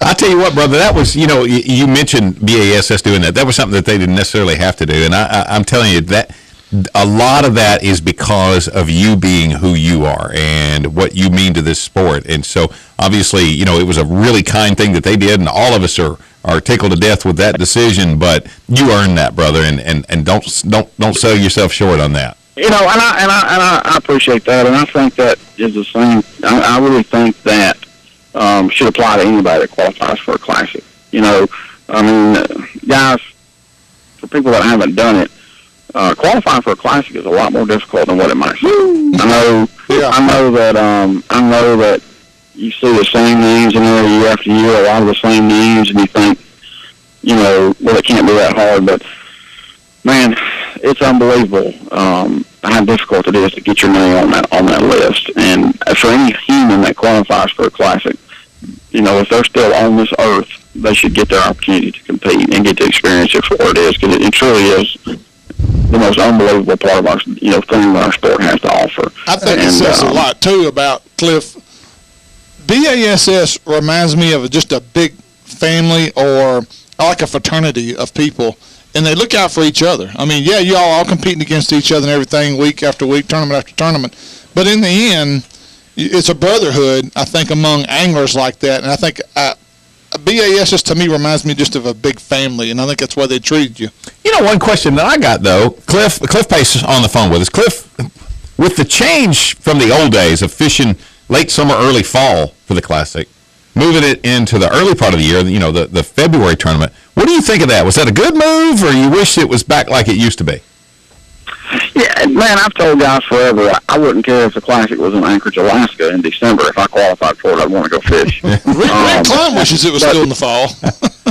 But I do think that that as a sport, from the perspective of the sport, let's look at the sport as a whole. I think the sport benefits a lot from it being in the spring. Yeah. I think the guys that support the ASS, that sponsor the ASS, that put their money into the sport and behind the fishermen in the sport, I think that they benefit a lot more from it being in the spring. Because it's the beginning of the season. It's when everybody's focused on getting started back fishing and getting things going, and it's kind of what kicks off the year.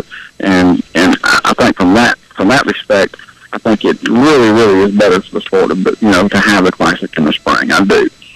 Hey, Cliff, I got one last question for you. When you win the Bassmaster Classic, you get to an automatic berth to the next year, right? Yeah, that is correct. Okay, right. So you won the 13. You got a free berth to the 2014. You didn't make it, but they're going to carry that over. Somebody won the 2014. They will, I guess, be getting that berth too. Does that mean that two defending champions will be attending the 2015? And if that's the case, does that mean the number goes up by one? Yes. No, what it is, from my understanding, when they took me out of the 2014 Classic off the list, they didn't add an angler. So it went down by one angler, and the 2015 will go up by one. So so it will go up by one, but it was down one. Yeah. So the 2 year average will be. I think it was 51. I think there's 51. I think there's 52. 52 in the 2015. Okay, that's what. Yeah, but they only have 50 in 2014. They took me out, but didn't add him. Right. All right. Before we wrap this thing up, how's the rehab going? It's going really good. It's going better than I expected it to. They took me off of out of my braces and everything about 8 weeks ago, and I couldn't walk at all, couldn't stand, couldn't do anything, and I've got a lot of my muscle in my leg rebuilt that I lost from being off of it for so long, and it's actually impressed me. It's amazing what the human body will do in such a short period of time if you're working with the right people, and I'm very fortunate in that respect. I've got some really good physical therapists that are helping me a lot, and I have no doubt that by the time paperwork gets here, I will be all kind of ready to go. You think maybe you're a proponent for one of the straps now, the harnesses? You know, actually, I wore a harness. But one thing I've never really paid much attention to is these little lifeline systems that hunter specialties have, hunter safety systems have. Yeah. And I will have those next year on all my stands. I don't allow my son to climb up there without one. A harness is great when you're sitting there. Yeah. But when you unconnect your harness and go on your climbing sticks like I did, and you fall off your climbing sticks, a harness doesn't do you any good other than something else for them to cut off at the hospital. Yeah. I watched them cut a climbing harness off of me on an emergency room table. So I can tell you all about how useless a harness is when you're climbing up and down. But this lifeline system that they're making now, I think is absolutely imperative to have. Yeah. And I definitely will have it on every tree stand I have before this season starts. I promise you that. Cliff Pace, thank you, brother. Yeah, man, we appreciate you, Cliff. And good luck. Especially with the upcoming season not too far off. I know you're chomping at the bit. Just can't wait on February to get here. You're exactly right. Well, good luck in the fall bow hunting as well. Hey, thank you for spending time with us, brother. Thanks, guys. Anytime. Cliff Pace, 2013 Bassmaster Classic champion. Obviously, that was a tough loss. Just imagine losing a whole year out of your career. Yeah, just financially. Oh, dude. Yeah. But at least he had that 74% of the time he connected in money. I saw his earnings. He's okay financially. Yeah, probably not. But he's scratching. He missed a year of fishing. Yeah. And he's going to have to start back, bam, at the Classic. Yeah. On the way, more hooking up and tracking down 11:30. The Tiger. Some things just stayed the same, but not Toledo Town and Tackle. Still the best selection of tackle on the bin. Zoom dive with Gene LaRue and Santone. Now double the size of the original store, you have twice as much to choose from. With a new deli serving the best hamburgers, pizza, and soft drinks, you'll find something that's sure to fill your belly. They also have a great selection of tees and polo-style shirts. So stop in and treat yourself to the best tackle box on the bin. Toledo Town and Tackle on beautiful Toledo Bend Lake. Looking for a place to get away from it all? Look no further than Red River's Midway Marina in St. Maurice. Owners John and Kemp Nelson invite you to stop by for lunch or come in and rent one of several cabins for the weekend. RV hookups and a nice boat ramp that leads to some of the best skiing and fishing on Red River. Fully stocked bait and tackle store with gas pumps on and off the water. So book your next trip online, midwaymarinastmaurice.com or call 318-646-0097.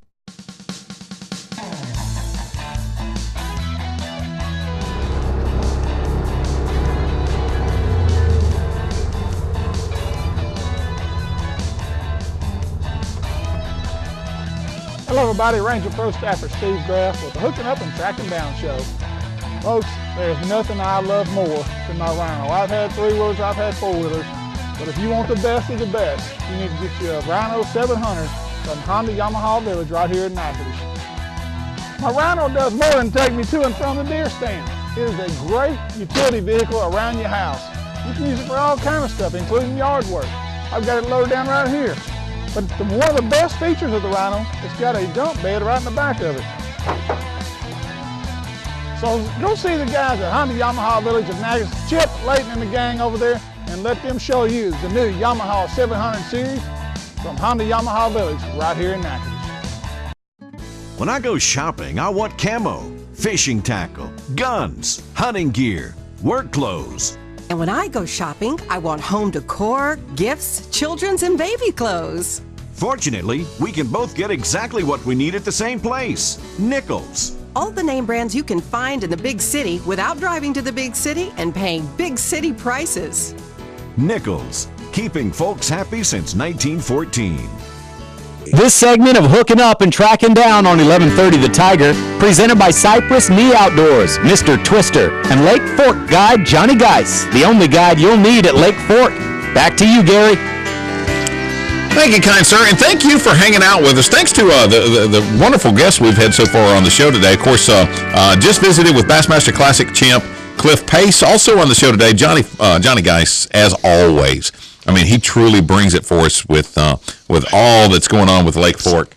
And, of course, we had the high school fishing world champions, Brandon Branch, Hunter McPherson on. Couple of things that are going on we want to bring some attention to this Saturday. July the 26th, El Karuba Shrine Temple on Cross Lake, 4:30 Saturday afternoon. It's the El Karuba Shriners Louisiana Sportsman's Taster. You know how when you were growing up, your daddy always said, if you kill it, you eat it? Yeah. That's what they do. They kill it and grill it. And they've got everything from crab cakes to, I'm assuming there'll be, buffalo, elk, venison, that kind of stuff like that. All kinds of stuff. Delectable samples of Louisiana cuisine by area sportsmen. It all supports the Shriners Hospital for Children in Shreveport. If you want to get tickets for this. Does your wife eat wild game? Oh, yeah. Does she? Yeah. Mine don't. Eccles don't either. Charlotte won't eat it? She won't eat deer? Wild game. Nope. Well, she'll eat a fried deer steak, and that's it. What about frog legs? Yes. Okay. Yeah, but that's it. Yeah. Huh. My wife would freak if we ate frog legs. Really? I love them, but golly. And she's from Natchitoches. Yeah, she's from Louisiana. Wow. Now, she loves seafood. Okay. But deer, squirrel, duck, no. I was craving squirrel yesterday. I don't know why. I just woke up that way. Anyway, call the El Caribe Shriners to get your tickets, 631-1595. Arklatex Sports Foundation is going to be putting on a bass tournament called Kiss My Bass. Oh. This is raising money in the battle against Lou Gehrig's disease. Great cause. Yeah. The tournament's going to be at Grice's Landing, Ringgold, August the 2nd. Tournament registration at 5 a.m. Fishing starts at 6. Goes through 1:30. Hourly weigh-ins capping off at 2 o'clock with the official award ceremony. Entry fee $35 per person, $70 for a two-man team. And if you pre-register by this Friday, you get a free tournament T-shirt. Plus, I was told this morning that if you get registered by this Friday, you won't have to launch at Grice's. You'll be able to launch anywhere. Oh, but the weigh-ins at Grice's. But the weigh-in will be there at Grice's. And if you're looking for more info on that, go to arklatex-sportsfoundation.org. You know, speaking of Grice's Landing, they're going to draw Bistineau down again. Starting August the 4th, they're going to start open the gates. They'll pull it down about an average of 4 inches a day unless we get a bunch of rain. So by the time teal season gets here, it's going to be down that 7 feet that they'll draw it down. Keep it down till December the 1st or 31st. What does that do for the duck hunting, that you've seen? The guys that we had a name for the bass fishermen that kept all the records and stuff and all the fanatical stuff. Brandon Casey Collins and those that document everything said that on an average, when Bistineau is full, they'll kill about 40% more ducks. When it stays full through the when it's full through the hunting season. Really? Wow. So it's is it just because you can there's ducks in more places? It's more attractive to the duck. More water. You know, one of the things that I think affects it is, I mean, when you pull it down like that, you've actually got less surface area. Right. Consequently, the other thing you've got to remember, you're sitting in a hole. You've got your blind in a hole and your decoys, and the cypress trees are 20, 30 feet around you tall. Mm-hmm. All of a sudden you pull 8 feet out of the lake and you drop yourself down in that hole another 7 or 8 feet. It actually makes it harder for the ducks to see these locations. Because you're deeper in the well. And then you put Salvinia on top of that. So, and so it's just not good. Wow. I mean, you're not going to have you're not going to have the best season when they've got the lakes pulled down. Yeah. Couple of other things I want to touch on before we close out the show today. We want to make sure that we get the info on your tournament. The Ram Slam, the third semifinal round, will be August the 17th, Sunday, and we're down to 8 teams. Have you already fished Bistineau? Well, we draw. We have not fished. We fished Caddo Lake. Well, I knew that. And we fished Black Bayou Hoskin. Okay. Yeah. So Bistineau, you could go to Bistineau after the drawdown has started. Bistineau, Cross, and the river are the 3 left in. Mm-hmm. I've had some people ask me, was I going to take Bistineau out? No, I'm not. Okay. And they said, well, they're pulling it down. It could be dangerous. No, it won't be dangerous. You're not going to get hurt on Lake Bistineau unless you're doing something stupid. Right. You may hit something with your boat. Yeah. But you may hit something on Red River too. You certainly may hit something on Toledo Bend. So I'm going to leave it in. If we draw Lake Bistineau, if we do, I will probably give the guys an extra 30 minutes instead of, we've been quitting fishing at 1. Have to be in the weigh-in line by 1:30. I'm going to probably extend that to 2. Just to keep the people that are running the lake or idling in, give them a little more time where it may not tear your boat up. But as it stands right now, I'm not going to take it out. But will you move that tournament to, say, the dam instead of State Park? It'll be at the dam because to have a tournament out of the state park, you have to, in advance, reserve the pavilion, pay money to the state. And you can't do all that not knowing when you're going to go. No, it won't even be drawn. So, I mean, we're talking about Bistineau, but it could still be. It's only a 33 1/3% chance that that's where it'll be. What 8 teams have you got left? We have got Meltra Chemical. That's Mark Hay and Earl Glass are going to go up against Phoenix Boat Team, Justin Cruz and Barry Taylor. Team Voss, Clarence and Tom Voss, the brothers, they're going to be fishing against Ultimate Bass, Mike Cork and Brian Hester. Then we've got Team Gray's Welding, that's Travis Gray and Eddie Morgan. They're going to be competing against R&V Works, Clayton Fry and Ray White.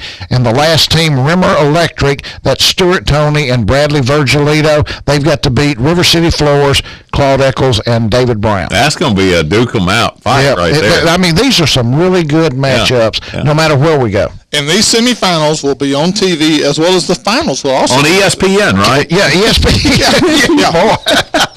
Yeah. Right before the Bassmaster. Yeah, and right after Romper Room. Now, KMSS is going to come out, and they're going to film the weigh-in of the semifinals. Oh, wow. The final round, when we're down to 4 teams, we're going to actually go out on the water with a couple of camera boats. Camera boats, and we're going to find all 4 teams and spend maybe an hour with them.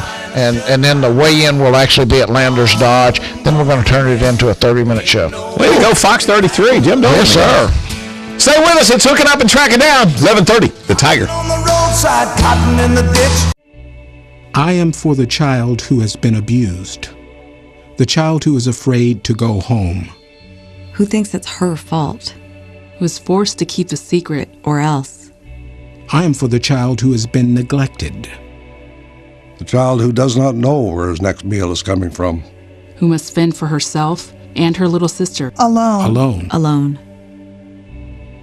The child who has never been to a doctor or a dentist. I am for the child who was taken away for her own protection. The child who is now in foster care. Who does not know how long he'll be there. Or who these people are. Or if she should trust them. I am for her. The child who is in his 3rd, 4th, 5th, 6th foster home this year. The child who has attended 4 schools in 2 years. Who sits in back of yet another class surrounded by strangers. Believing in his heart that no one cares. I'm for her. The child who has never been told that he is loved. That she is smart, beautiful, talented, worthy. That she is strong, courageous. That she is somebody. I am for her. The child who one day will turn 18 and will be surrendered to the world.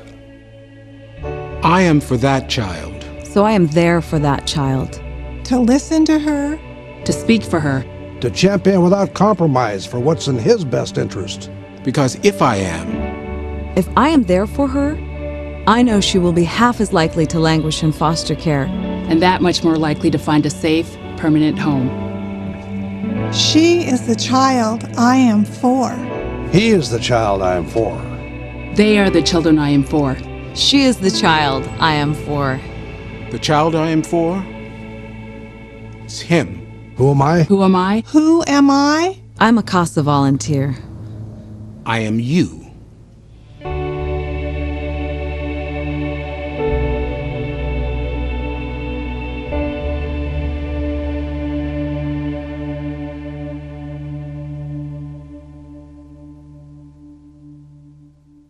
Hello, I'm Troy Umbehagen. We at Natchitoches Nursing and Rehabilitation proudly support and watch TV17's local programming.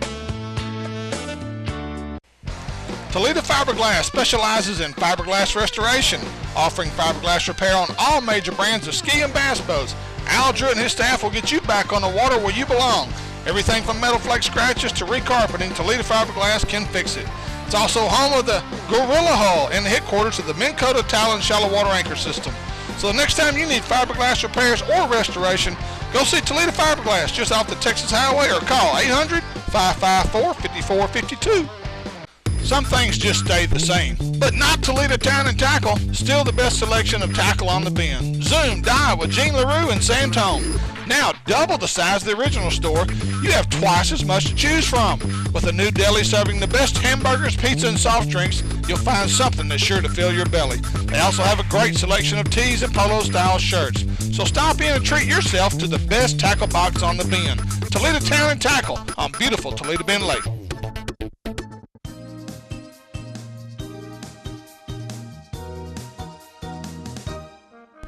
Rick Terrell here for Terrell Brothers Furniture in Natchez, where we've got 7-piece living room groups as low as $5.99. You heard right, 7-piece living room groups as low as $5.99. We've got over 20 groups to choose from. So before you buy living room furniture anywhere, come to Terrell Brothers Furniture, 310 Texas Street in Natchitoches.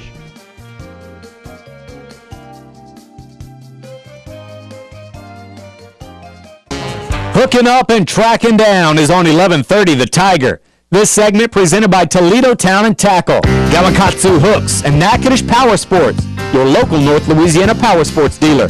Now back to the boys who have more outdoors knowledge than Daniel Boone and Grizzly Adams combined. Steve, Gary, and Mike. Here's your Mr. Twister. Best times to fish for this weekend. Folks, it looks like it's a midday bite, so you won't have to get up too early. On Friday, 10:35 a.m. till 1:35 p.m. On Saturday, 11:22 a.m. till 2:22 p.m. And on Sunday, 12:06 p.m. till 3:06 p.m. For more information about Mr. Twister, go to MrTwister.com. And welcome back to the final segment of Hooking Up and Tracking Down. Steve Graff, Gary McCoy, Mike Eccles, all the gangs in the house. Next week will be short one, and so we're looking for somebody to maybe fill in for Gary next week. Nobody can especially if she's blonde, maybe 6 foot tall. Yeah, that would work. There. Eccles is always looking for a blonde. Cheap entertainment. We get Tiffany, fly her in. On a company credit card. Or Shelly. Yeah, Shelly. All right. See how easily replaced you can be? Sometimes you have to return to your roots where it all started. That's exactly what Cypress Knee Outdoors is doing now, is they're going back to their original location at 3J's Four-Way, exit 127 East off I-49. John Abraham is expanding 3J's for Cypress Knee, but he does not want to move everything back. He has slashed prices on all hunting and fishing gear, so you can get a great deal right now. Go see John Abraham and the gang at Cypress Knee Outdoors, located at the intersection of Highway 6 off I-49, Natchitoches exit, right next to Burger King. Are they starting to get in all their hunting stuff? Well, yeah, I think he's probably got a hold on some of his shipments right now because he's trying to get this store kind of as much out of it as he can before he makes the move. And his shipments I know his shotgun shells for dove season will start arriving ASAP. They're probably shipping them to the new location. The new location's almost complete. Do you dove hunt, Mike? Yes, if somebody takes me. Well, I was just wondering, do you shoot 8s, 7.5s? What do you shoot? I shoot 7.5s or 8s if I can find them, or whatever I've got left over from duck season. There you go. He's shooting 2s out there. I shoot steel 2s. Knocking heads off. That's right. I like to reach out and touch them. I do. I'm 3.5 inch. Yeah. I killed that sucker dead. I was just wondering. Well, I have not seen this year the doves like I normally see at this time of the year. I saw a lot going to Fork this weekend and coming back. Yes, I did. I've wondered if you know how temperamental they can be. Yeah. And it doesn't take but just a thunderstorm or something and your field of doves leaves. Yeah. I've wondered, like 2 mornings of 63 degrees, if this is going to affect our dove season. I tell you what it can affect. I know some people that are hoping they draw out the Louisiana Lottery draw for the alligator tags. Mm-hmm. That's in September. Yeah. And my brother Claude has drawn out a couple of times on Cross Lake. He says it could be like 95, 97, 98 degrees, and all of a sudden have a little front, and it'll drop down to 88. And alligators actually stop eating for 5 or 6 days. It does not take much to affect an alligator because they're a cold-blooded creature. Right. It doesn't take much to shut them down, and it's a bad when it happens in that either 2 or 4 week period that they do the alligator hunt, Louisiana alligator hunt. So I'm wondering if this relatively mild summer we have is going to affect first our dove hunting, maybe the alligator season, the lottery draw. And I'm wondering what it's going to do to the teal season. Everything this year is running 3 to 4 weeks behind. But I've seen quite a few doves around town. Yeah, and a lot of the big Eurasians. That's what I was going to say. Now, those don't count on your regular limit, do they? No, they do not. When you get your regular limit, it's 15 plus, I think. All of them. All that you want to shoot, those huge ones. Now, I have been seeing some of those. I thought those were just doves, for the longest. And I thought they were released in this area, weren't they? I thought they were just doves that were like local doves that got hung up here and never left and just got really big. But no, they're completely different. That's not a mourning dove. No, it's huge. It's called a collared ringneck. A collared ringneck dove. It's a Eurasian collared dove. Yeah. Well, they're huge. Well, they're almost a pigeon. Right. Yeah.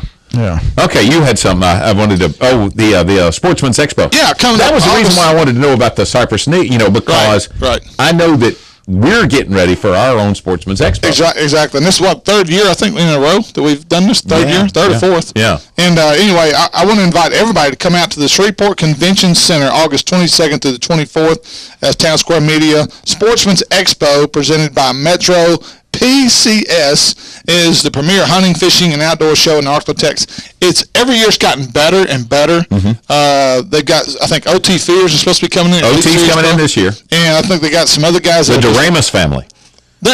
Off the Cajun Pawn Stars. Cajun Pawn Stars. They're going to actually do some appraising of some of your stuff. I wonder how much fishing tackle they would appraise. Like if you wanted to bring your old rods and reels, maybe you got some old steel or bamboo fly rods. Things like that. You remember months ago, I would have sold all my stuff. And my boat.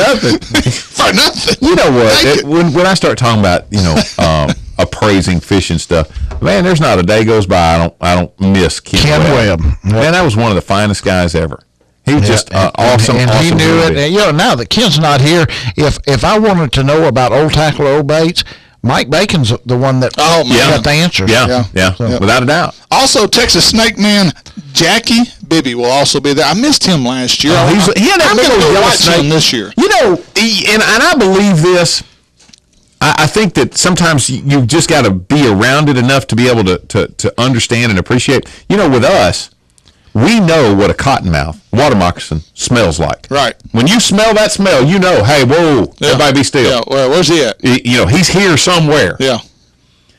When we got around, because he holds the world record, Jackie Bibby does, he holds the world record for holding the most rattlesnakes in his mouth at the same time. Right. Now, he climbs off. And getting in a sleeping bag with him. Yeah. He climbs off in a pit, and there must be 200 rattlesnakes in there with him. And I noticed they've got an odor about them. They stink. I have an odor about me if I get near one. Yeah. It may not be, maybe Jackie Bibby odor you're smelling. Let me tell you, here's what how I feel about that. I'm sitting here looking at I-20, and I might have to run across I-20, and I can probably do it okay. Yeah.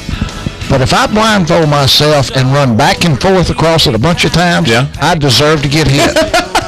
I deserve to get run over. If you get bit by a snake by accident, you just accidentally stepped on one, that's one thing. Yeah. You wade off in there and let them get in the sleeping bag with you or hold them in your mouth, you deserved it. That's exactly.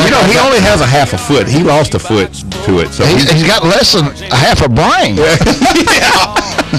This is hooking up and tracking down. Speaking of half a brain. 11:30, the Tiger. When I go shopping, I want camo, fishing tackle, guns, hunting gear, work clothes. And when I go shopping, I want home decor, gifts, children's and baby clothes. Fortunately, we can both get exactly what we need at the same place, Nichols. All the name brands you can find in the big city without driving to the big city and paying big city prices. Nichols, keeping folks happy since 1914. Looking for a place to get away from it all? Look no further than Red River's Midway Marina in St. Maurice. Owners John and Kemp Nelson invite you to stop by for lunch or come in and rent one of several cabins for the weekend. RV hookups and a nice boat ramp that leads to some of the best skiing and fishing on Red River. Fully stocked bait and tackle store with gas pumps on and off the water. So book your next trip online, MidwayMarinaStMaurice.com or call 318-646-0097.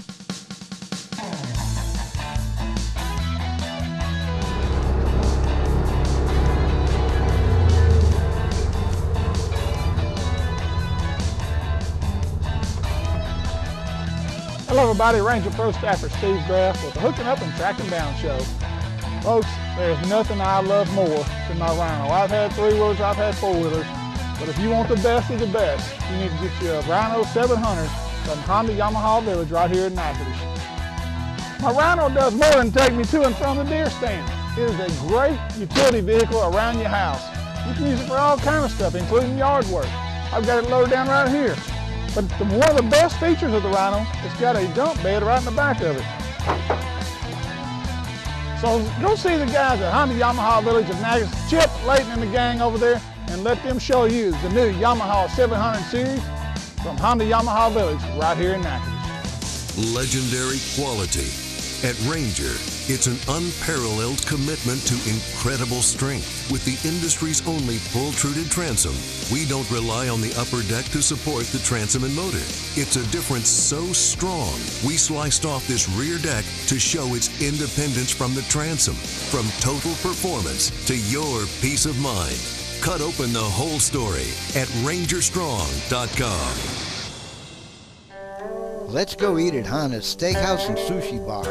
They have all of our old favorites, or we could get something a little more exotic, like the Hibachi Grill, conveniently located at 814 Kaiser Avenue. Hello, I'm Troy Umbehagen. We at Natchitoches Nursing and Rehabilitation proudly support and watch TV17's local programming. This segment of Hooking Up and Tracking Down on 1130 The Tiger is presented by the Gear Grabber Lure Hanger System, Midway Marina and Red River Waterway. Find your next outdoor adventure on the beautiful Red River. One more time, here's Steve Graff, Gary McCoy, and Mike Eckel. Hey, thanks for hanging out with us. This is the final segment. This is it. Yeah. Steve was mistaken. Yeah, I was mistaken. That never happens. No, never. Be the final show if y'all don't straighten up. Hey, you were on Red River, and it's not good? Red River was extremely, had a lot of rain up here on the north end of North Texas, Texarkana, Shreveport. I've noticed, boy, it's muddy and rolling. Well, it wasn't muddy, though. Yeah. The river itself stayed pretty clean down there, but the water was fluctuating a lot. Pool 3 is the worst pool for fluctuation. Okay. It controls the whole river system. Yeah. So they're constantly raising and dropping 3. And I mean, when they raise and drop, we're talking inches, not half an inch or we're inches. Yeah. So it can really, if you got fish in a spot on today, tomorrow, those fish are completely gone. It drastically changes that much. It just got frustrating. The excuse of the year. That's another one of the fish. Always the reason why it wasn't his fault that he bombed out. Finished 14th. Didn't exactly bomb, but I didn't do what I wanted to do for me on the river, which is my body of water, and I struggled. I really did. So you went fishing with Johnny Geis and made it all better, huh? He texted me and said, "I'll have your confidence back up." Amen. He does. Okay. Up now. Something we need to make sure that we bring you some info on. 2014 Louisiana Second Amendment Weekend Sales Tax Holiday. That's what they call it, the Second Amendment Weekend. September the 5th through the 7th. That's not Labor Day weekend, is it? Labor Day is on a Monday. It has. Labor Day is this year, September 1. It's actually on September 1. Okay. Well, this will be. That's open the weekend dove season. Yes, what I was going to say, 5, 6, 7. So that's that's going to be perfect for the outdoorsman. Yeah. September 1 is Monday. Okay. So the 6th and 7th is the first weekend, which is dove season. All right. So tell me this. So we'll actually have a Labor Day weekend. Will be August the 30th, 31st, and September 1. Exactly. No. That's Labor Day weekend. Yes, it is. Oh, okay. Yeah, I'm sorry. I'm sorry. You're right. Not hunting season, though. Yeah. Hunting season's the following weekend. Yeah, but dove season will be the next weekend, which is coincidentally that tax-free weekend. Now, this is tax. This is only Louisiana tax. Right. That you're saving. State tax. State tax. Not local municipalities. A lot of controversy over this. What's like tax in Shreveport? 9.5? 9? Sales tax, I want to say Shreveport is 8 point something, I think. Okay. Because I have my Red River Sports, I have to use Shreveport tax sometimes. But about 4.5% of that is your state. Exactly. So if you were buying a four-wheeler, $5,000 four-wheeler, 4.5% of that, you're talking a couple of $100. You're saving some money. Yeah. There are certain things that are ineligible for this, though. There's so much stuff that is eligible, but I noticed that animal feed that is manufactured and marketed as being for consumption primarily by game, which can be legally hunted, Now, this does not include food for animals kept as pets. Okay? So if this is deer corn, no tax on it, no state tax. Yeah. What if you're feeding a pet your Labrador Retriever? Though he's a pet, he's made to work in the woods or the water. What if you're feeding your deer dogs? I don't think it comes under that category. Yeah, and I don't have a problem with that. I mean, I can see not paying the tax on the deer corn, but I can see paying the because I only use that dog 3 months out of the year, and so, look out of the percentage of dogs out there and the percentage of dog food sold and bought. What percentage of them are working hunting dogs? So I'm okay. You know what? You think about this. Like my hunting lease. Generally speaking, I'll spend $600 a year in deer corn and stuff rice bran, stuff like that. And there's 13 of us in my lease. Yeah. So let's just say that the 13 of us spend pretty close to $10,000 for corn, rice bran, food plots, stuff like that. $10,000, if we spend it that weekend collectively, how much money we're saving? Like if we go to Paul Davis and we get all of our corn, all that stuff that weekend, $10,000, you've saved 4% on that. What's that? $400. Right. And I think it was designed to save you money on the high dollar items, not so much the lower end items as much as it was like the 4-wheelers or shotguns, deer rifles.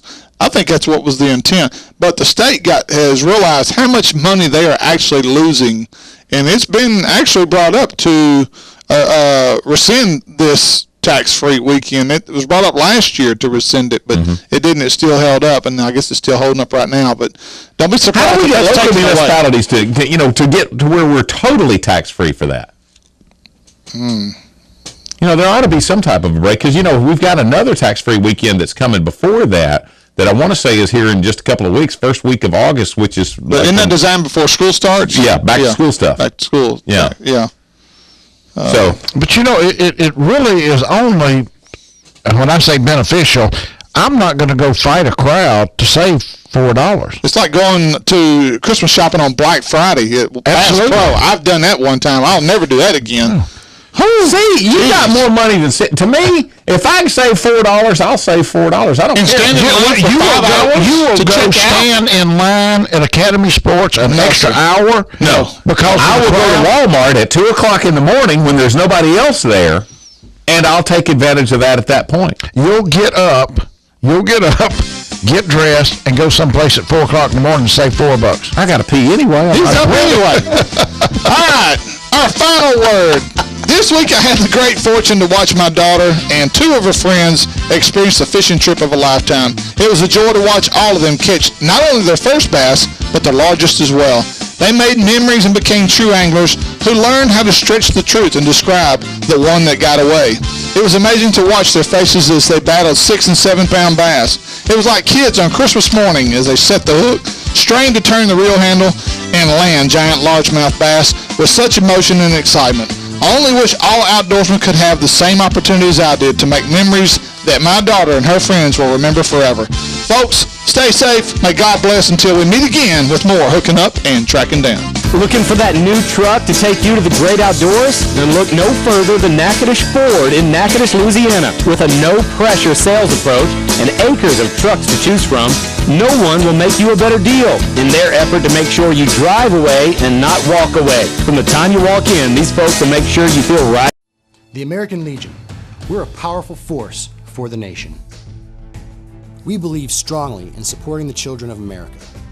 Our youth programs include American Legion Baseball, Junior Shooting Sports, Boys and Girls State, the Oratorical Scholarship Program, Support for Scouting, and many others.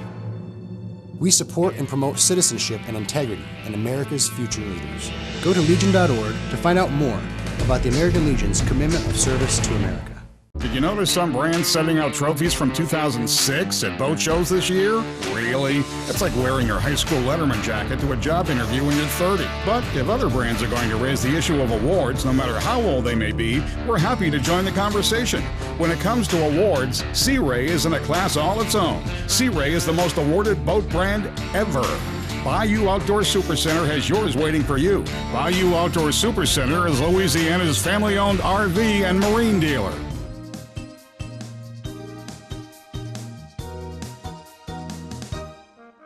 Rick Terrell here for Terrell Brothers Furniture in Natchez, where we've got 7-piece living room groups as low as $5.99. You heard right, 7-piece living room groups as low as $5.99. We've got over 20 groups to choose from. So before you buy living room furniture anywhere, come to Terrell Brothers Furniture, 310 Texas Street in Natchitoches.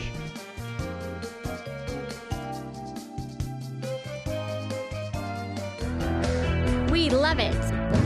It's so much fun. It's exciting. Esto es vida. Why do I have to wear a life jacket? We wear it to be safe. I've got mine on. We're teaching our kids about safe boating. Cogí un pescado así de grande. We all love this life.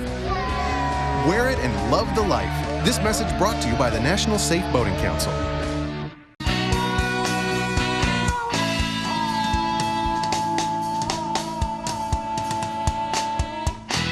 Welcome back to this week's Hooking Up and Tracking Down Tip of the Week. I'm Ranger Boat Pro Staffer Steve Graff. Today I'm going to talk to you about rain gear. Nothing more important than your rain gear. For years I used to pinch pennies and buy cheap rain suits that you pay $50, $60, $70 for. Go out, you put them on in a heavy downpour, you get your tail wet, and you wonder why. Well, because you don't buy, you have to, it's one of those products, you got to spend money if you're going to get a good product. This is definitely a great product. Ranger Boats uses a company called Tour Gear, tourgear.net. Check them out. This is where they get all their rain gear. Top quality rain suits that'll help keep you dry and warm, especially on those rainy, cold days that you're on the water. The features you want to look for, good zipper system. I always like the Ranger zipper system, and they also have the Velcro flaps where you can seal the zipper and use your Velcro to seal everything in. It keeps that water from running up underneath the zipper and getting on your body, getting to your jersey, getting to your shirt. All right. The other feature that I really like, Velcro cuffs. You can tighten these up really tight where the water won't go up under your sleeve. On both sides, they have it the same way. One of the tips that I'll give you too that I use a lot of times, I use the athletic wristbands that you used to use for playing softball or baseball. I'll wear a set of those as well, especially when I'm fishing and you're flipping. Water tends to run down your arm. Well, that sweatband catches the excess water that wants to come underneath the jacket. So that's one thing I do a lot when I'm wearing these jackets and fishing in the rain. But features, it's got a lot of pockets here, as well as, like I just said, it's got the flap. You want to make sure it's got a good seal on the flap because that's where the water tends to get in, especially when you're running down the lake. Next thing you need to get you is a good pair of pants or bibs. A lot of guys like to wear the bibs that snap over. I like the pants. They just seem to be more comfortable for me, easier to get on and off. One of the things you want to look for with the pants is good, easy access to the legs. I like a big zipper, a big opening, and also these pants not only have the zipper, they also have the snaps to help seal the legs down there where the water can't get inside the zipper as well, almost like a flap. So check that out. Make sure you got a good pair of rain gear pants because they will keep you dry, and there's nothing more important than keeping your body dry because when you're miserable on the lake, you won't fish well and it'll be an absolutely miserable day on the water. So get you a good set of rain gear, and a good set of rain gear is going to cost you $300 to $400. Spend the money, save your money on all the little cheap gear that you buy year after year. It'll end up paying for itself in the long run. A good set of rain gear will last you 8 to 10 years. So buy the good stuff, don't buy the cheap stuff. The Natchez Parish Sheriff's Office and Sheriff Victor Jones encourage all citizens to remember to be safe, buckle up, and remember, no texting.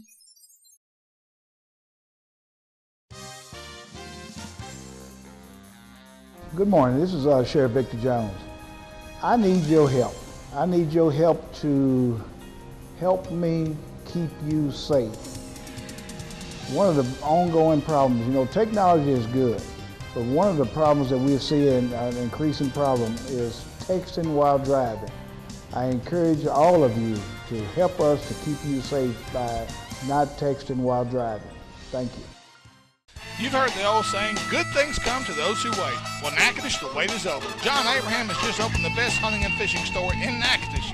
Cypress Knee Outdoors, located on Highway 6 west off I-49, has everything a hunter fisherman could want.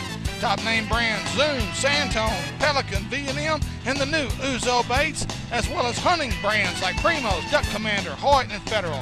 So don't drive to Shreveport Ellick anymore. Go see the guys at Cypress Knee Outdoors or call them at 238-HUNT. You're watching KNTS Digital 19 in Natchitoches, Louisiana.